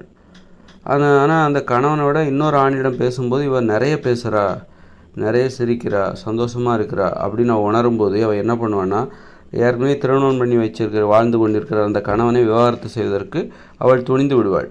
அதான் பேசுவதில் நடக்கிற அந்த போட்டி, அன்பை செலுத்துவதில் நடக்கிற போட்டி அந்த அளவுக்கு ஒரு துணிச்சலை கொடுத்துரும். அந்த மாதிரிலாம் நடக்கும் இயற்கையோடு இணைந்த மனித வாழ்க்கையில். அவங்க யார்கிட்ட அதிகமாக பேசுகிறாங்க, யார்கிட்ட பேசும்போது ரொம்ப சந்தோஷமாக இருக்காங்க, அவங்களோட வாழணும்னு ஆசைப்படுவாங்க. அவங்க சம்மதிச்சாங்கன்னா, அதே மாதிரி ஒரு பெண் வந்து ஒரு ஆணிடம் ரொம்ப சந்தோஷமாக இருக்கிறா, அவளுக்கு ஏற்கனவே கல்யாணம் ஆனால் கூட இன்னொரு ஆணிடம் பேசும்போது அவள் ரொம்ப சந்தோஷமாக இருக்கிறா, நல்லா பேசுகிறா அப்படிங்கும்போது ஏற்கனவே திருமணம் பண்ணி வச்சுருக்கிற அந்த ஆணை விவாகரத்து செய்துவிட்டு இவனோடு வாழ்வதற்கு அவள் தயாராக இருப்பாள். அதற்கு அவன் சம்மதித்தால் தயாராக இருப்பாள். இந்த மாதிரி ஒரு ரிஸ்க் எடுக்கிற ஒரு அன்பை செலுத்துவதற்காக, பேசுவதற்காக ஒரு ரிஸ்க் எடுப்பாங்க, துணிஞ்சு ஒரு ரிஸ்க் எடுப்பாங்க, துணிஞ்சு விவாகரத்து பண்ணுவாங்க. அந்த மாதிரி ஒரு வாழ்க்கை தான் இயற்கையோடு இணைந்த மனித வாழ்க்கை. ரொம்பவும் சுவாரஸ்யமானது, பேசுவதற்கு தகுதியான ஒரு வாழ்க்கை. நீங்கள் வந்து பேசணும் அப்படின்னா நீங்கள் நிறைய பேசணும் அப்படின்னா அந்த வாழ்க்கையில் நல்ல சுவாரஸ்யமான சம்பவங்கள் இருக்கணும். ஒரு திரைப்படம் வந்து மக்களால் பேசப்படுகிறது என்றால் அந்த திரைப்படத்தில் நல்ல சுவாரஸ்யமான சம்பவங்கள் இருக்கிறது, அப்போ தான் அதை பற்றி பேசுவாங்க. ஒரு படம் மொக்க படம்பா அப்படின்னா அந்த வெளியே போனோடனே மறந்துடுவாங்க, அதை பற்றி யோசிக்கவே மாட்டாங்க. ஒரு நல்ல திரைப்படம் என்பது நமக்கு நினைவுபடுத்தி கொண்டே இருக்கும். அதில் உள்ள காட்சிகள், அதில் உள்ள சம்பவங்கள் இன்னொரு வாட்டி பார்க்கணுன்னு ஒரு ஆசையாக இருக்கும். மீண்டும் மீண்டும் நிறைய வாட்டி பார்க்கணுன்னு கூட ஆசை. ரொம்ப நல்ல படத்தை மீண்டும் மீண்டும் பார்ப்பாங்க. அது மாதிரி நாம் வாழ்கிற வாழ்க்கை இருக்குல்ல, அங்கே நடக்கிற சம்பவங்கள், நமது வாழ்க்கையாக இருக்கட்டும் அல்லது ஒரு ஊராக இருக்கட்டும், அங்கே மக்களுடைய வாழ்க்கை இருக்குல்ல, சுவாரஸ்யமாக இருக்கணும். சம்பவங்கள் சுவாரஸ்யமாக இருந்தால் தான் திடீர் திருப்பங்கள் இருக்கணும். ஒரு துணிவான ஒரு முடிவுகளை எடுக்கணும். அந்த மக்கள் வந்து ஒரு துணிச்சலான முடிவுகளை எடுக்கணும். அப்போ தான் அந்த மக்கள் வந்து ஒருவருக்கொருவர் பேசிக்கொள்வார்கள். நல்லா பேசிப்பாங்க. அதாவது இப்போ ஒரு பெண் வந்து அவள் ஏற்கனவே கல்யாணம் ஆகிடுச்சு. இப்போ வந்து அவள் இன்னொரு ஆணை பார்க்கிறாள். தனது கணவனை விட அவனை ரொம்ப பிடிச்சி போச்சு. இன்னொரு ஆணை ரொம்ப நல்லா பேசுகிறா அப்படிமா அந்த ஆணுக்கும் இவளை ரொம்ப பிடிச்சி போச்சு. அப்படிங்கும்போது இவள் என்ன பண்ணுறா, 2 பேர் சேர்ந்து வாழலாம். இவளுக்கு வந்து 8 வயசுக்கு உட்பட்ட குழந்தைகள் யாருமே இல்லை. ஏன்னா 8 வயசுக்கு உட்பட்ட குழந்தைகள் இருந்ததுன்னா இவள் விவாகரத்து செய்ய முடியாது அப்படின்னு அங்கே ஒரு சட்டம் இருக்குது. 8 வயசுக்கு மேலானால் தான் குழந்தைகளுக்கு 8 வயசுக்கு மேலானால் தான் அங்கே விவாகரத்து செய்ய முடியும் இயற்கையுடைய இணைந்த மனித வாழ்க்கையில். அப்படி இருக்கும்போது அந்த பெண் என்ன பண்ணுறா, 8 வயசுக்கு கீழே எந்த குழந்தையும் இல்லை அவளுக்கு. எல்லாருக்குமே 8 வயசுக்கு மேலே ஆயிடுச்சு. அதனால் இப்போ ஒரு புதுசாக ஒரு ஆணை பார்த்துருக்கா அப்படின்னா அவங்ககிட்ட ரொம்ப நல்லா இவருக்கு நல்லா பேசுகிறது வருது, நல்லா சிரிக்கிறா, சந்தோஷமாக இருக்கான்னா தனது கணவனை விவாகரத்து செய்து விட்டு அந்த ஆணை திருமணம் செய்து கொள்வார். அப்போது இது வந்து அந்த ஊரில் ஒரு பேசு பொருளாக மாறும். மக்கள் பேசுவாங்க. இப்படி சுவாரஸ்யமாக சம்பவங்கள் நடந்தால் தான் பேசுவாங்க. சுவாரஸ்யமான சம்பவங்கள் எதுவுமே இல்லை, ஒரு இங்கே விவாகரத்துக்கு அனுமதி கிடையாது, விருப்பப்பட்ட ஒரு வாழ்க்கையை வாழ்வதற்கு இங்கே அனுமதி கிடையாது அப்படின்னா அந்த வாழ்க்கையில் எதுவுமே நடக்காது. ஒரே மாதிரி போயிட்டே இருக்கும். மக்கள் சுவாரஸ்யமாக எந்த சம்பவமே அங்கே இருக்காது. அதிரடி திருப்பங்கள் எதுவுமே நடக்காது. அப்போ அதை பற்றி பேச மாட்டாங்க. அந்த மக்கள் வந்து பேசிக்கொள்வதற்கே அதிகமாக விருப்பப்பட மாட்டாங்க. இதுவெல்லாம் நடக்கணும்.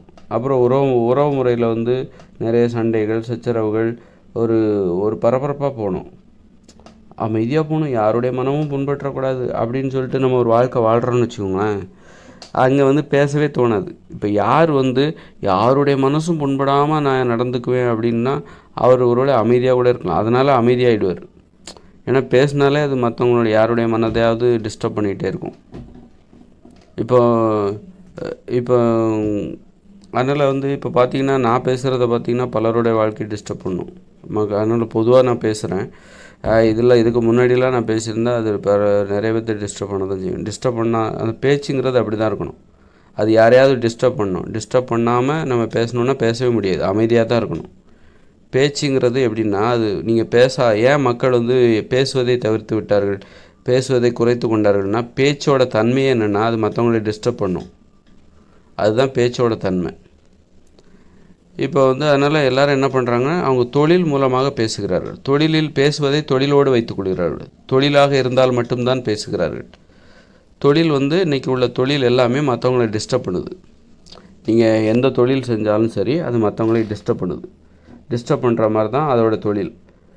இப்போ வந்து ஒரு மோட்டார் தொழிற்சாலை, மோட்டார் வாகன தொழிற்சாலை இருக்குதுன்னா அது மனித வாழ்க்கையை எந்த அளவுக்கு டிஸ்டர்ப் பண்ணுது பாருங்கள். அது விபத்துகள் ஏற்படுகிறது, மரணங்கள் ஏற்படுகிறது, கைகால் முறிஞ்சு போகுது, அப்போ ஹாஸ்பிட்டலில் அட்மிட் பண்ணுறாங்க. ஒரு தொழில் வந்து எந்த அளவுக்கு மற்றவங்களை டிஸ்டர்ப் பண்ணுது பாருங்கள். அப்புறம் ஒரு மொபைல் ஃபோன் கண்டுபிடிக்கிறாங்க, அதுவும் ஒரு தொழில் தான். மொபைல் ஃபோன் உற்பத்தி, அதுக்கு மக்கள் அடிமையாகிறாங்க, சோம்பேறித்தனம் ஏற்படுது. அப்போ எந்த அளவுக்கு ஒரு தொழில் மற்றவங்களை டிஸ்டர்ப் பண்ணுது பாருங்கள். ஒரு ஆசிரியர் தொழில் அப்படின்னா மாணவர்களை அவர் வந்து மாணவர்களை வந்து கட்டுப்படுத்தி பாடம் கற்றுக் கொடுத்து மாணவர்கள் மீது அவர்களுக்கு ஒரு பயம் இருக்கும். அதனால் ஆசிரியர் திட்டுவார்னு பயந்து போய் அவங்க படிப்பாங்க. எந்த அளவுக்கு அந்த ஆசிரியர்கள் மாணவர்களை இடையூறு டிஸ்டர்ப் பண்ணுறாங்க பாருங்கள். ஒரு ஆக்கப்பூர்வமான டிஸ்டர்ப்பு அப்படின்னு கூட இதை எடுத்துக்கலாம். அதில் ஆக்கப்பூர்வமான டிஸ்டர்ப்பாக அதில் அழிவும் இருக்கலாம். ஏன்னா நாளைக்கு இந்த ஆசிரியர்கள் நல்ல பாடம் கற்றுக் கொடுத்து அந்த மாணவர்கள் தான் நாளைக்கு மோட்டார் வாகன தொழிற்சாலையில் போய் வேலை பார்ப்பாங்க, மோட்டார் வாகனங்களை தயாரிப்பாங்க. அதன் மூலம் இந்த உலகத்தில் ஒரு 10 லட்சம் பேர், வருஷத்துக்கு 10 லட்சம் பேர் விபத்தில் சாவாங்க. அப்போ இந்த ஆசிரியர் தொழில்ங்கிறது எவ்வளோ பெரிய இடையூறுகளை இந்த சமூகத்தில் ஏற்படுத்துகிறது பாருங்கள். ஆசிரியர் தொழில்னு சொல்லிட்டு நம்ம வந்து அதான் சிறந்த தொழில் அப்படின்னு சொல்கிறோம். இந்த உலகத்தில் அணு உண்டு தயாரிக்கிறவனும் பள்ளிக்கூடத்தில் படிச்சுட்டு வந்தவன் ஆசிரியர்களிடம் பாடம் கற்றுக்கொண்டவர் தான். பள்ளிக்கூடத்தில் படித்தவர் தான் அணு உண்டு தயாரிக்கிறவங்க, அணு ஆயுதங்களை தயாரிக்கிறவங்க, துப்பாக்கியை தயாரிக்கிறவங்க, கத்தியை தயாரிக்கிறவங்க, எல்லாருமே வந்து இந்த பள்ளிக்கூடத்தில் தான் படிச்சுட்டு வராங்க. ஆசிரியர்கள் தான் அவர்களுக்கு கற்பிக்கிறார்கள். அதனால் வந்து ஆசிரியர் தொழில் தான் வந்து அப்போ அவங்க வந்து நம்ம சொல்கிறோம் அது அந்தளவுக்கு புனிதமான தொழில். இப்போ வந்து ஒரு மோட்டார் வாகன தொழிற்சாலையில் மோட்டார் வாகனங்களை உற்பத்தி செய்வதன் மூலம் மோட்டார் வாகனங்களில் தினமும் அடிபட்டு விபத்தில் சிக்கி வருடத்திற்கு 10 லட்சம் பேர் சாகுறாங்க. இந்த மோட்டார் வாகனம் எப்படி உற்பத்தி செய்யப்பட்டது? அவர்களுக்கு அந்த கல்வி யார் கற்றுக் கொடுத்தா? ஃபஸ்ட் ஸ்டாண்டர்ட்லேருந்து 12th ஸ்டாண்டர்டு, அப்புறமா ஒரு இன்ஜினியரிங், இதெல்லாம் யார் கற்றுக் கொடுத்தா? ஆசிரியர்கள் தானே கற்றுக் கொடுக்குறாங்க. அப்போது இந்த சாவுகளுக்கும் ஆசிரியர்கள் தான் காரணமாக இருக்காங்க. இந்த அழிவுகளுக்கும் ஆசிரியர்கள் தான் காரணம். இந்த உலகத்தில் பள்ளிக்கூடமே இல்லைன்னா அணுகுண்டை யார் தயாரிக்க முடியும்? இந்த உலகத்தில் பள்ளிக்கூடமே இல்லை, கல்லூரிகளே இல்லை அப்படின்னா இந்த அணுகுண்டை யார் தயாரிக்க முடியும்? அணு ஆயுதங்களை யார் தயாரிக்க முடியும்? அணு உலைகளை யார் தான் வைக்க முடியும்? யார் உருவாக்க முடியும்? துப்பாக்கிகளை யார் தயாரிக்க முடியும்? பீரங்கிகளை, ஏவுகணைகளை யார் தயாரிக்க முடியும்? ஆக இங்கே உள்ள எல்லா தொழிலுமே மக்களை இடையூறு செய்கிறது, டிஸ்டர்ப் பண்ணுது. அப்போ அதனால தான் மக்கள் என்ன பண்ணுறாங்கன்னா தொழிலை மற்றவர்களை இடையூறு செய்வதற்காக தொழிலை தேர்ந்தெடுக்கிறாங்க. இப்போ கடந்த காலங்களில் என்ன பண்ணுறாங்க? போரிட்டாங்க, நேரடியாக சண்டை போட்டாங்க, ஒருத்தருக்கு ஒருத்தர் நேரடியாக சண்டை போட்டாங்க. அப்புறம் என்னாச்சுன்னா அணுகுண்டு போட்டாங்க. அப்போ அழிவு. நேரடியாக சண்டை போட்டால் அதோட உச்சக்கட்டம் இவ்வளோ பெரிய அழிவா? இப்படி ஒருத்தர் மாற்றி அணுகுண்டுகளாக போட்டாங்கன்னா இந்த உலகமே அழிஞ்சிரும் அப்படின்னு பயந்துட்டு அப்புறம் என்ன பண்ணுறாங்க? நேரடியாக சண்டை போடுறதை இதோடு நிறுத்திக்குவோம்ப்பா, இனிமேல் யாரும் நேரடியாக சண்டை போடாதீங்க அப்படின்னு ஒன்று. அப்போ இங்கே ஒரு தொழில் புரட்சி ஏற்படுது, இயந்திர அறிவியல் தொழில் புரட்சி ஏற்படுது. எல்லோரும் நான் டாக்டர் ஆக போகிறேன், இன்ஜினியர் ஆக போகிறேன், துப்பாக்கியை கீழே போட்டுட்டு நான் டாக்டர் ஆக போகிறேன், இன்ஜினியர் ஆக போகிறேன் அப்படின்னு ஓடினாங்க. என்ன பண்ணான் பார்த்தீங்கன்னா, நேரடியாக சண்டை போட்டுட்டு இருந்தவனுக்கெல்லாம் அவன் தான் என்ன பண்ணுறான்? நான் டாக்டர் ஆக போகிறேன், இன்ஜினியர் ஆக போகிறேன்னு ஓடினான். அவன் பிள்ளைகள், அவன் பிள்ளைகள் எல்லாம் ஒன்று தானே. நம்ம அப்பா வந்து நேரடியாக சண்டை போட்டார், நாம் வந்து நேரடியாக சண்டை போடக்கூடாது, டாக்டர் ஆகிடலாம், இன்ஜினியர் ஆகிடலாம். இன்ஜினியர் ஆகி என்ன பண்ணுறான்? அந்த மாதிரி வாகனங்களை தயாரித்து அதன் மூலம் மற்றவங்களை வந்து டிஸ்டர்ப் பண்ணுறது. நேரடியாக சண்டை போடுறது அது ஒரு டிஸ்டர்பன்ஸ். கடந்த காலத்தில் போரிட்டாங்களா, அது நேரடியான இடையூறு, நேரடியாக சண்டை போடுவது. இது வந்து மறைமுகமாக சண்டை போடுவது. நீங்கள் செய்கிற எந்த ஒரு தொழிலும் மறைமுகமாக சண்டை போடுகிற ஒரு தொழிலாக இருக்கிறது. நீங்கள் ஒரு ஆசிரியர் தொழில்னால் அது மறைமுகமாக சண்டை போடுறீங்க. அந்த காலத்தில் போரிட்டாங்கள்ல, நேரடியாக சண்டை போட்டாங்கள்ல, அதே மாதிரி நீங்கள் இப்போ மறைமுகமாக சண்டை போடுறீங்க. ஆசிரியர் தொழில்னால் ரொம்ப புனிதமான தொழில்னு நினைக்காதீங்க. நீங்கள் மறைமுகமாக சண்டை போடுறீங்க. ஏன்னா அணுகுண்டு தயாரிக்கிறவனும், அணு உலைகளை அமைப்பவனும், அணு ஆயுதங்களை தயாரிப்பவர்களும் உங்களிடம் இருந்து பாடம் கற்றுக்கொண்டவர்கள் தான். ஆசிரியர்களிடம் பாடம் கற்றுக்கொண்டவர், பள்ளிகளில் பாடம் கற்றுக்கொண்டவர் தான். அவர்கள் என்ன பண்ணுறாங்க? அணு ஆயுதங்களை தயாரிக்கிறார்கள், அணு குண்டுகளை தயாரிக்கிறாங்க, அணு உலைகளை தயாரிக்கிறாங்க. இப்போ ரசாயன பூச்சிக்கொல்லி மருந்து, விவசாயத்துக்கு அடிக்கப்படுகிற ரசாயன பூச்சிக்கொல்லி மருந்து, அதை தயாரிக்கிறது யார்? அதை உற்பத்தி செய்கிற அந்த தொழிற்சாலையை நடத்துகிற யார்? பள்ளிக்கூடத்தில் படித்தவங்க தானே. ஆசிரியர்களிடம் பள்ளிக்கூடங்களில் கல்வி கற்றவர்கள் தானே. இங்கே கல்வி கற்காமல் நீங்கள் எதையுமே செய்ய முடியாது, ஒரு விவசாயத்தை கூட பண்ண முடியாது. படித்தா மட்டும்தான் இந்த இயந்திர அறிவியல் உலகில் நீங்கள் திருடக்கூட முடியும். குற்றங்களில் ஈடுபட வேண்டுமென்றால் உங்களுக்கு கல்வி வேண்டும். பள்ளிக்கூடத்தில் நீ படிச்சிருக்கணும், உனக்கு கல்வி அறிவு வேண்டும். அப்போ தான் குற்றங்களில் ஈடுபட முடியும். எழுத படிக்கவே தெரிலனா இந்த இயந்திர அறிவியல் உலகில், தற்போதுள்ள இயந்திர அறிவியல் உலகில் உன்னால் திறமையாக குற்றங்களை கூட செய்ய முடியாது. ஆக இங்கே எல்லாருமே நீ குற்றங்கள் செய்வதாக இருந்தாலும் சரி, எந்த தொழிலை செய்வதாக இருந்தாலும் சரி, நீ பள்ளிக்கூடத்தில் படித்தவனாகத்தான் இருப்பாய், படித்தவர்களாகத்தான் இருப்பீர்கள். உங்களுக்கு ஆசிரியர் கல்வி கற்றிருப்பார். ஆசிரியர் தொழிலுங்கிறது என்னென்னா, எல்லா தொழிலுமே மற்றவர்களை இடையூறு செய்கிறது, மறைமுகமாக இடையூறு செய்கிறது. எந்த ஒரு தொழிலாக இருக்கட்டும், ஒரு பேக்கரி தொழிலாக அவன் சுவையான உணவுகளை, பேக்கரி உணவுகளை விற்பனை செய்து அதன் மூலம் நோய்களை ஏற்படுத்துகிறான். அது இடையூறு. அதான் அவனுடைய நோக்கம், மக்களுக்கு நோய்களை வரவழைக்க வேண்டும். அதற்காக ஒரு பேக்கரி தொழிலை தேர்ந்தெடுக்கிறார். நான் வந்து டிரைவர் ஆகிடுறேன், ஓட்டுநர். இந்த உலகத்தில் ஓட்டுநராக எத்தனை பேர் இருப்பாங்க? ஒரு 10 கோடி பேர் ஓட்டுநராக இருப்பாங்க, வண்டி ஓட்டுவாங்க. 10 கோடிக்கு மேலே கூட இருப்பாங்க, 100 கோடி பேர் கூட ஓட்டுநராக இருப்பாங்க. 100 கோடி பேரும் ஏதோ விபத்தை ஏற்படுத்துறதுக்கு வாய்ப்பு இருக்குது நாளைக்கு. எதிர்காலத்தில் விபத்தை ஏற்படுத்த மாட்டாங்க. விபத்தை ஏற்படுத்தியவர்களாகவும் இருப்பாங்க, விபத்தை ஏற்படுத்துவதற்கு வாய்ப்பும் இருக்கும்.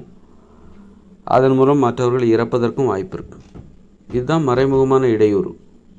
அது தெரிஞ்சே தான் போகிறாங்க, தெரிஞ்சே தான் அந்த வாகனங்களை இயக்குகிறார்கள். 10 லட்சம் பேர் சாகிறாங்கன்னா அப்போது 10 லட்சம் விபத்துகள் நடக்குதுன்னு அர்த்தம். 10 லட்சத்துக்கும் ஒரு விபத்திலே கூட 5 பேர் சாகலாம். அப்போ 10 லட்சம் பேர் வருஷத்துக்கு உலகம் முழுக்க விபத்தின் மூலம் சாகிறார்கள். அது மாதிரி 10 லட்சம் பேருக்கு மேற்பட்டவர்கள் விபத்தின் மூலம் உடல் ஊனமடைகிறார்கள், காயமடைகிறார்கள். அப்படின்னா என்ன அர்த்தம்? 10 லட்சம் விபத்துகள் நடந்திருக்கு. குறைந்தது 10 லட்சம் அல்லது 20 லட்சம் விபத்துகள் கூட நடந்திருக்கும். அப்போ 20 லட்சம் பேர் அந்த குற்றங்களில் மறைமுகமாக இடையூறு செய்வது. இவர்கள் எல்லாம் எல்லா தொழிலும் மறைமுகமாக மக்களை இடையூறு செய்கிறது, டிஸ்டர்ப் பண்ணுறது. ஒரு அரசியல்வாதி, அவரும் படித்தவர் தான், பள்ளிக்கூடத்தில் படித்தவர் தான், அவருக்கும் ஆசிரியர் தான் கல்வி கற்றுக் கொடுத்துருப்பார். அவரும் என்ன பண்ணுறாரு, மக்களுக்கு எது நல்லது செய்யாமல், பெரும்பாலான அரசியல்வாதிகள் அப்படி தான் இருக்கும், மக்களுக்கு எது நல்லது செய்யாமல் இடையூறு செய்கிறார். இல்லை, நீ மக்களுக்கு நல்லது செஞ்சாலும் அது இடையூறாகத்தான் அது அமையும். இயந்திர அறிவியல் உலகின் தன்மையே அப்படிப்பட்டது தான். இயந்திர அறிவியல் உலகமே பிறருக்கு இடையூறாகத்தான் இருக்கும். மாமிசம் சாப்பிட்றது பிற உயிரினங்களுக்கு செய்கிற இடையூறு.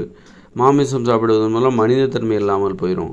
மனித தன்மை இல்லைன்னா மற்றவங்ககிட்ட நீங்கள் அன்பாக பேச முடியாது, அறிவு வேலை செய்யாது, மூட நம்பிக்கைகள் அதிகரிக்கும். நீங்கள் எந்த ஒரு தொழில் எடுங்க, இந்த தொழில் மூலம் எப்படி இடையூறுகள் ஏற்படும் என்று நீங்கள் கொஞ்சம் சிந்தித்து பாருங்கள். அது அதோட ஏதாவது ஒரு இடத்துல போய் அது மக்களுக்கு இடையூறு தான் செய்யும். இந்த இயந்திர அறிவியல் உலகில் நீங்கள் எந்த ஒரு தொழில் செஞ்சாலும் சரி, இப்போ ஒரு இசையமைப்பாளர் இருக்கிறார், அவர் அருமையான பாடல்களை மக்களுக்கு கொடுக்குறாரு. நிறைய பாடல், ஆயிரக்கணக்கான பாடல்கள் கொடுத்துட்டார். அப்போ அவர் எப்படி மக்களுக்கு நல்லது தானே செய்கிறாருன்னு நீங்கள் சொல்லலாம். அவர் எப்படி தீங்கு செய்கிறாருன்னு நான் சொல்கிறேன். அவரை போன்ற நிறைய இசையமைப்பாளர்களால், பாடகர்களால் மக்கள் பாடுவதை நிறுத்திவிட்டார்கள். பாடுகிற அந்த வழக்கத்தை நிறுத்திவிட்டார். தாலாட்டுக்காக பாடினாங்க, ஒப்பாரி பாடினாங்க, சும்மா பாடினாங்க, வயல்வெளியில் உழைப்புக்கு அப்படிலாம் பாடிட்டு இருந்த மக்கள் இன்றைக்கு பாடுவதை நிறுத்துவதற்கு யார் காரணம்? இந்த மாதிரி இசையமைப்பாளர்கள், பாடகர்கள் தான் காரணம். இதுதான் மிகப்பெரிய இடையூறு. அது மாதிரி இன்றைக்கி பாதிரியார்கள் துறவு வாழ்க்கை வாழ்கிறாங்கல்ல, கல்யாணம் பண்ணிக்காமல், அவர்கள் மூலம் மற்றவர்களுக்கு என்ன இடையூறு அப்படின்னா, அவர்கள் மற்றவர்களுக்கு முன்னுதாரணமாக இருக்கிறார்கள். துறவு வாழ்க்கை வாழலாம் அப்படின்னு மற்றவங்கள தூண்டுறாங்க. அவர்களை பின்பற்றி நிறைய பேர் துறவு வாழ்க்கையை மேற்கொள்கிறாங்க, தேர்ந்தெடுக்கிறாங்க. நாமளும் துறவி ஆயிடலாம் அப்படின்னு சொல்லிட்டு அவர்களை பின்பற்றி எல்லா மதத்துலேயும் துறவியர்களாக இருக்கிறாங்க. ஆண்களும் பெண்களும் துறவு வாழ்க்கையை தேர்ந்தெடுத்து அதன் மூலம் அவர்களது மகிழ்ச்சியே இல்லாமல் செய்கிறார். ஒரு மகிழ்ச்சியான வாழ்க்கை, இயற்கையான ஒரு வாழ்க்கையை வாழ விடாமல், இதுதான் இடையூறு. வாழ்க்கைன்னா இப்படி தான் இருக்கணும் அப்படின்னு ஒரு விதிமுறை இருக்குது. இப்படி இருந்தால் தான் மகிழ்ச்சியாக இருக்க முடியும். அதற்கு முரணான ஒரு வாழ்க்கையை தேர்ந்தெடுத்து அவர்கள் வாழ்கிறார்கள். அந்த மாதிரி நீங்கள் எந்த தொழிலை எடுத்தாலும் சரி, அது மற்றவர்களுக்கு இடையூறாக தான் போகும். ஏன்னா நேரடியாக சண்டை போட்டு கொண்டிருந்தார்கள். ஒரு 2ஆம் உலகப் போர் அப்படிலாம் பார்த்திங்கன்னா, அதுக்கு முன்னாடியும் சரி, மன்னர்கள் அப்படி இப்படின்னு சொல்லிட்டு அரசர்கள் நேரடியாக சண்டை போட்டு கொண்டிருந்தார்கள். நேரடியாக மற்றவர்களை இடையூறு செய்து கொண்டிருந்தார்கள்.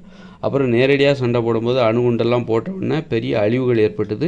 பயந்து போய் மக்கள் என்ன பண்ணாங்க, ஆளுக்கு ஒரு தொழிலை தேர்ந்தெடுத்துக்கிட்டாங்க. நான் மோட்டார் மெக்கானிக் ஆக போகிறேன், இன்ஜினியர் ஆக போகிறேன், டாக்டராக போகிறேன், அதுவாக போகிறேன், ஆசிரியராக போகிறேன், விஞ்ஞானியாக போகிறேன் அப்படின்னு சொல்லிட்டு ஆளுக்கு ஒன்று தேர்ந்தெடுத்து அதன் மூலம் மறைமுகமாக இடையூறு செய்ய ஆரம்பிச்சிட்டாங்க.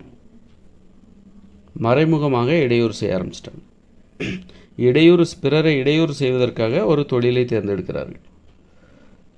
நான் இன்ஜினியர் ஆகிறேன் அப்படின்னா, இன்ஜினியரிங் தொழில் மூலம் நான் பிறரை இடையூறு செய்ய போகிறேன். பெரிய வீடுகளை கட்டுவாங்க, அதை பார்த்து எல்லோரும் ஆசைப்படுவாங்க, அதற்காக அவர்கள் கஷ்டப்படுவாங்க. நானும் பெரிய வீடு கட்டணும், அதுக்காக நான் கஷ்டப்பட போகிறேன், லோனை வாங்கு, வட்டியை வாங்கு, கடனை வாங்கு.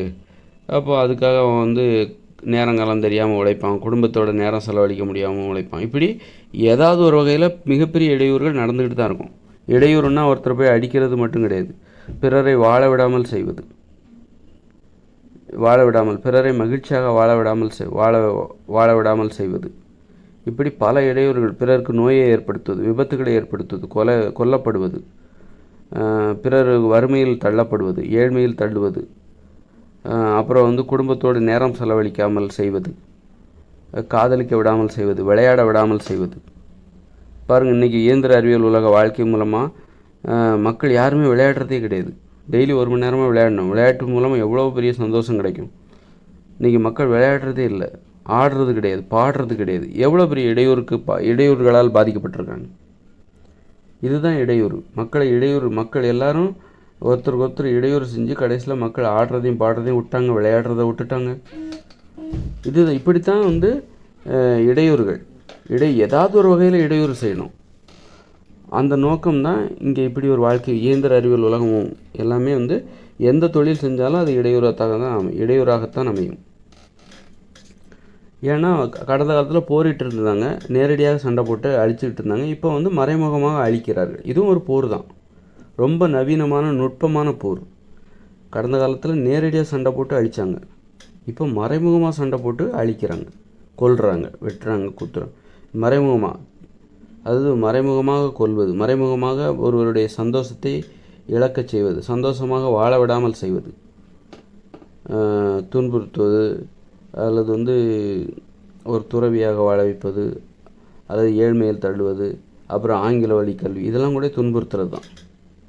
அந்நிய மொழியில் கல்வி கொடுப்பது, இதெல்லாம் துன்புறுத்தல். ரசாயன பூச்சிக்கொல்லி மருந்துகள், மருந்துகளை வியாபாரம் செய்கிற அந்த மருத்துவர்கள், ஆங்கில மருத்துவ, அலோபதி மருத்துவர்கள், இப்படி எல்லா தொழிலும் பிறரை இடையூறு செய்கிற நோக்கத்தில் தான் அவர் சிறப்பாக செய்கிறார். அப்படின்னா ஒருத்தர் சிறப்பாக தொழில் செய்கிறார் அப்படின்னா அவர் மற்றவங்களை இடையூறு செய்கிற மனப்பான்மை அவருக்கு அதிகமாக இருக்குது. இப்போ என்ன எடுத்துக்கிட்டிங்கன்னா, நான் மட்டும் எப்படி அப்படின்னா, நான் இந்த உலகத்தில் இருக்கிற அத்தனை பேருடைய மிகப்பெரிய இடையூறு செய்கிற ஒரு மோசமான ஆள். என் கூட யாரும் போட்டி போட முடியாது. நான் தான் அந்த பிறரை இடையூறு செய்வதில் வலிமையானவன். யாருன்னா, இந்த உலகத்திலே வலிமையானவன் யாருன்னா நான் தான். ஒரு உலகத்தையே உருவாக்குறேன் பாருங்கள். இந்த இயந்திர அறிவியல் உலகமே முடிவுக்கு வரப்போகிறது என்கிற செய்தியை நான் உங்களுக்கு சொல்கிறேன். அப்புறம் இன்னொரு உலகத்தை நான் கொடுக்குறேன், இன்னொரு உலகத்தை உங்கள் முன் வைக்கிறேன். அப்படின்னா இப்போ வாழ்ந்துக்கிட்டு இருக்கிற இந்த மக்களை எந்த அளவுக்கு இடையூறு செய்கிறேன் பாருங்கள். என் அளவுக்கு யாரும் போட்டி போட முடியாது, நெருங்கவே முடியாது. என்கிட்ட யாரும் போட்டி போடாதீங்க. அந்த அளவுக்கு நான் வலிமையானவனாக இருக்கிறேன். பிறரை இடையூறு செய்வதில் என்னோடு யாரும் போட்டி போட முடியாது. பாருங்கள், உங்கள் 2040 இந்த இயந்திர அறிவியல் உலகமே, உலகம் முழுக்கும் எல்லாம் முற்று பெறுகிறது என்ற உண்மையை நான் உங்களுக்கு சொல்ல துடிக்கிறேன், உங்களுக்கு சொல்கிறேன். அதன் பிறகு இந்த உலகம் நாளைக்கு நாம் ஒட்டுமொத்தமாக அழித்து புதிய உலகை உருவாக்க வேண்டும். அதற்காக புதிய உலகை உருவாக்குவதற்காக தற்போதுள்ள இயந்திர அறிவியல் உலகை நாம் முற்றிலும் அழிக்க வேண்டும். அப்போ எவ்வளோ பெரிய இடையூறு செய்கிற மனப்பான்மை எனக்குள்ளே இருக்குதுன்னு நல்லா தெரிஞ்சுக்கோங்க. அதனால் இந்த உலகின் மிகப்பெரிய இடையூறு செய்பவன் யாருன்னா மக்களுக்கு நான் தான். அப்படி ஒரு புரட்சியாளர்னால் அவர் மக்களுக்கு இடையூறு செய்து தான் அவர் செயலை செய்வார். அதனால் பேச்சோட தன்மைங்கிறது என்னென்னா, பிறரை இடையூறு செய்வது தான். நீங்கள் பேசினாலே அது மற்றவர்களை இடையூறு செய்யும். அதனால தான் என்ன பண்ணுறாங்க, தொழிலில் பேசி முடிச்சிடுறாங்க, வீட்டில் அமைதியாக இருக்கிறாங்க. ஏதாவது ஒரு இடத்துல தான் பேசணும், 2 இடத்துலையும் ஏதாவது ஒரு இடம் குடும்பம் அமைதியாக இருக்குது, தொழில் செய்கிற முறை இருக்குல்ல, அதெல்லாம் அமைதியின்மை ஏற்படுத்துகிறது. மக்களை இடையூறு செய்து கொண்டே இருக்கிறது. தொழிலில் அங்கே பேசுகிறாங்க, அங்கே பேசுகிறாங்க. தொழில் மூலமாக இப்பொழுது மக்கள் ஒருவருக்கொருவர் இடையூறு செய்து கொள்கிறார்.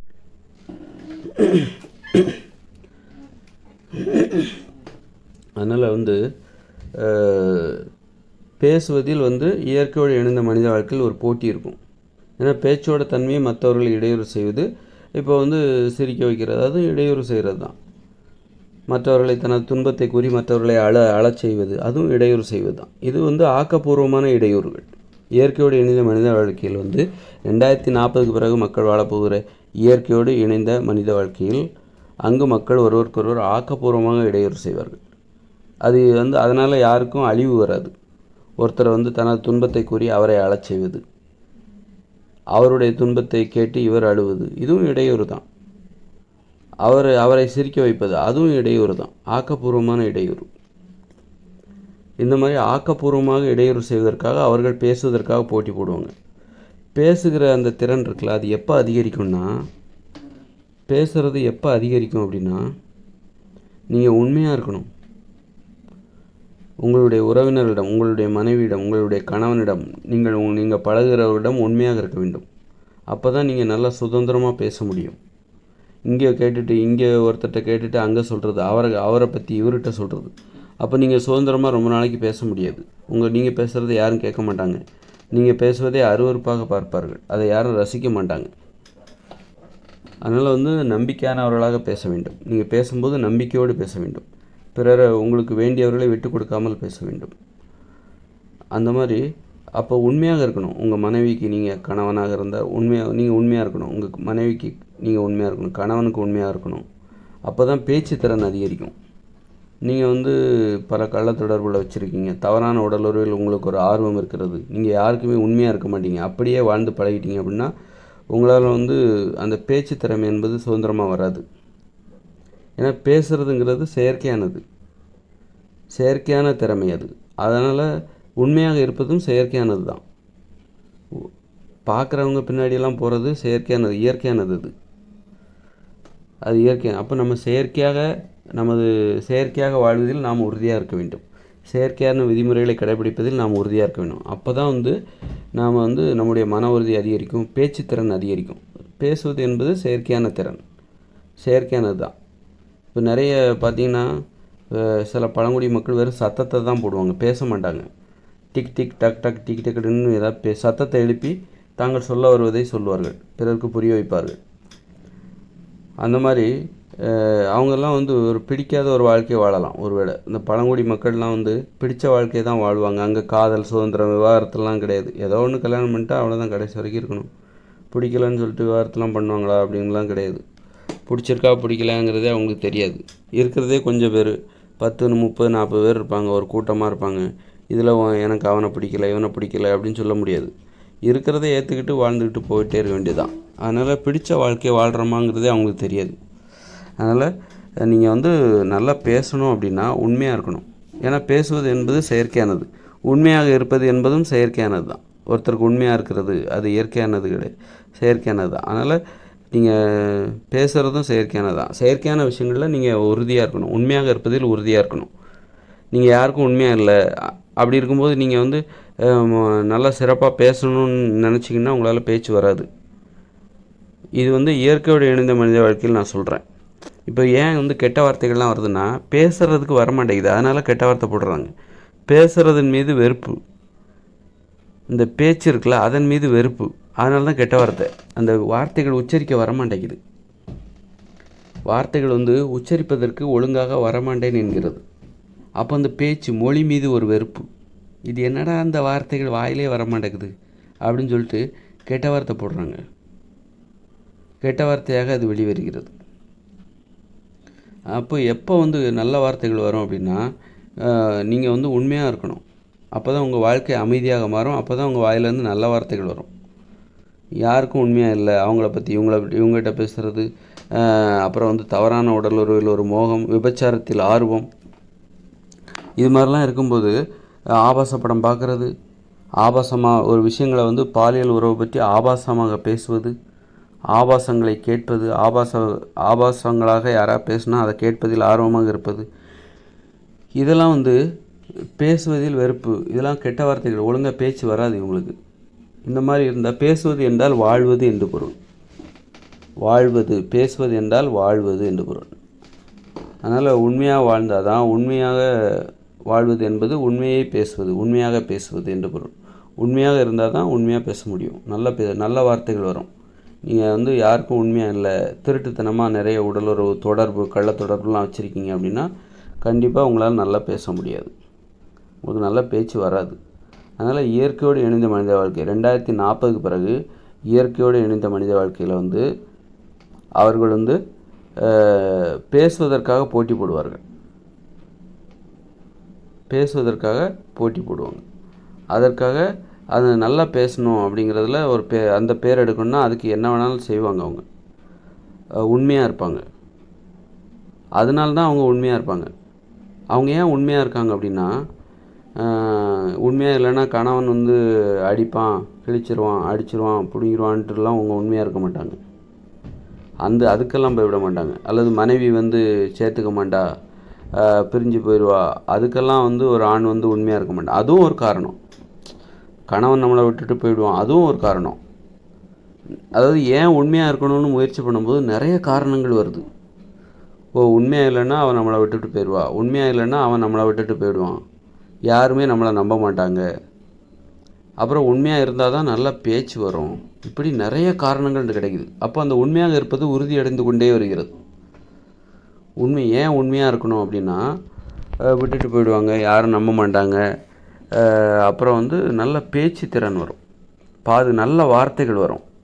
ஒரு மொழியில் நம்ம ஒரு மொழியை கையாளுவதில் பேசுவதில் திறன் பெற்றவர்களாக மாறிவிடுவோம். ஏன்னா பேசுவதில் ஒரு போட்டி இருக்குங்க, போட்டி போட முடியும். அப்போ தான் நீங்கள் போட்டியே போட முடியும். நீங்கள் ஒழுங்காக பேசலைன்னா அப்போ உங்களை பார்த்து எல்லோரும் பரிதாபப்படுவாங்க, நீங்கள் தோற்றுருவீங்க, வாழ்க்கையில் தோற்றுருவீங்க. நல்லா பேசணுங்கிறது வாழ்க்கையில் ஒரு விதிமுறை. போட்டி போடுவதற்கான விதிமுறை என்னென்னா, வாழ்க்கையில் நடக்கிற போட்டி என்பது அது பேச்சில் தான் முக்கியமாக நடக்கும். நல்லா பேசணும் அப்படின்னா அந்த பேச்சு இருக்குல்ல, அதுக்கு என்னெல்லாம் பண்ணால் நல்லா பேசலாம், இதை ஆராய்வாங்க. நல்லா பேசுகிறது ஒரு செயற்கையானது. அதனால் அப்போ உண்மையாக இருப்பது, திருமணம் செய்து கொள்வது, ஒருவருக்கு உண்மையாக இருப்பது, இதெல்லாம் செயற்கையானது. அப்போ இதெல்லாம் செஞ்சாக்கா பேசுகிறது நல்ல டெவலப் ஆகும். நீங்கள் ஒருத்தருக்கு உண்மையாக இருக்கீங்க அப்படின்னா உங்களுடைய பேச்சு திறன் நல்ல முன்னேற்றம் அடையும், உங்கள் வார்த்தைகள் உச்சரிப்பு தெளிவாக இருக்கும். அதற்காக அப்படியா, ஓஹோ ஆமாம்ல, இது உண்மைதான் அப்படின்னு ஒத்துக்கும்போது அந்த உண்மையாக இருப்பதில் அவர்கள் உறுதியாக இருப்பார். நிறைய காரணம் கிடைக்கிது ஏன் உண்மையாக இருக்கணும். உண்மையாக இருந்தால் அதுவும் பிடிச்சவங்ககிட்ட உண்மையாக இருக்கணும். உண்மையாக இருப்பது எளிதாக இருக்கணும். அப்புறம் ரொம்ப பிடிச்சவங்ககிட்ட உண்மையாக இருக்கிறது ரொம்ப ஈஸி. அவர்களுக்காக நான் எனது உயிரையே கொடுப்பேன் அப்படிங்கும்போது அவர்களிடம் நான் உண்மையாக இருக்கவா மாட்டேன். உண்மையாக இருப்பது எனக்கு என்ன கசக்குமா? எனக்கு பிடித்தவர்களுக்காக நான் உயிரே கொடுப்பேன். எனக்கு பிடித்த அந்த மனைவிக்காக நான் உயிரே கொடுப்பேன். எனக்கு பிடித்த அந்த கணவனுக்காக நான் உயிரே கொடுப்பேன் அப்படின்னா அவனுக்காக நான் ஏன் உண்மையாக இருக்க மாட்டேன்? அதை கூட நான் செய்யலைன்னா எப்படி? அதை நான் கண்டிப்பாக செய்வேன். அவனுக்கு நான் உண்மையாக இருப்பதற்காக நான் ஆர்வமாக இருப்பேன். அப்படி அந்த அளவுக்கு அவங்க மன உறுதி அதிகமாகும், நல்ல பேச்சு திறன் அதிகமாகும். அவனை பற்றி பெருமையாக பேசுவாங்க. பிடித்தவர்களை பற்றி பெருமையாக பேசுகிறதே அவர்களுக்கு வாழ்க்கை. பெருமையாக பேசுவது, ஒவ்வொரு செயல்களையும் பற்றி பேசுகிறது. உங்களுக்கு ஒரு மனைவி தனது கணவனின் ஒவ்வொரு அசைவுகளையும் பற்றி பெருமையாக பேசுகிறது.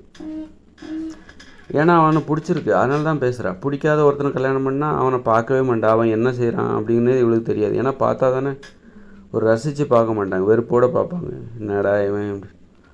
அப்போ பேசணுன்னா நீங்கள் ரசித்து பார்க்கணும், ஒருத்தரோட என்ன செய்கிறாங்க அதை பற்றி தான் பேச போகிறீங்க. அதனால் அதுக்கு நீங்கள் உண்மையாக இருக்கணும். உண்மையாக இருக்கிறதுக்கும் பேசுகிறதுக்கும் உள்ள தொடர்பை தான் நான் சொல்கிறேன். உங்கள் பேச்சு திறனை அதிகப்படுத்தணும் அப்படின்னா கட்டுப்பாடு, ஒழுக்கம், உண்மையாக இருப்பது, இதெல்லாம் ரொம்ப முக்கியம். அதுக்காக ஏதோ ஒரு மனைவியை கட்டிட்டு ஏதோ ஒரு கணவனை கட்டிட்டு அவங்களுக்கு உண்மையாக இருக்கணும்னு நான் சொல்லலை. பிடிச்சவங்களாக கட்டுங்க. பிடிச்சவங்கள கட்டிட்டு யார்கிட்ட உங்களால் எளிதாக உண்மையாக இருக்க முடிகிறதோ, உண்மையாக இருப்பது உங்களுக்கு எப்படி எளிதாக இருக்கிறதோ அவர்களிடம் உண்மையாக இருங்க. அவர்களை திருமணம் செய்து கொண்டு அவர்களிடம் உண்மையாக இருங்க. அதைத்தான் நான் சொல்ல வரேன்.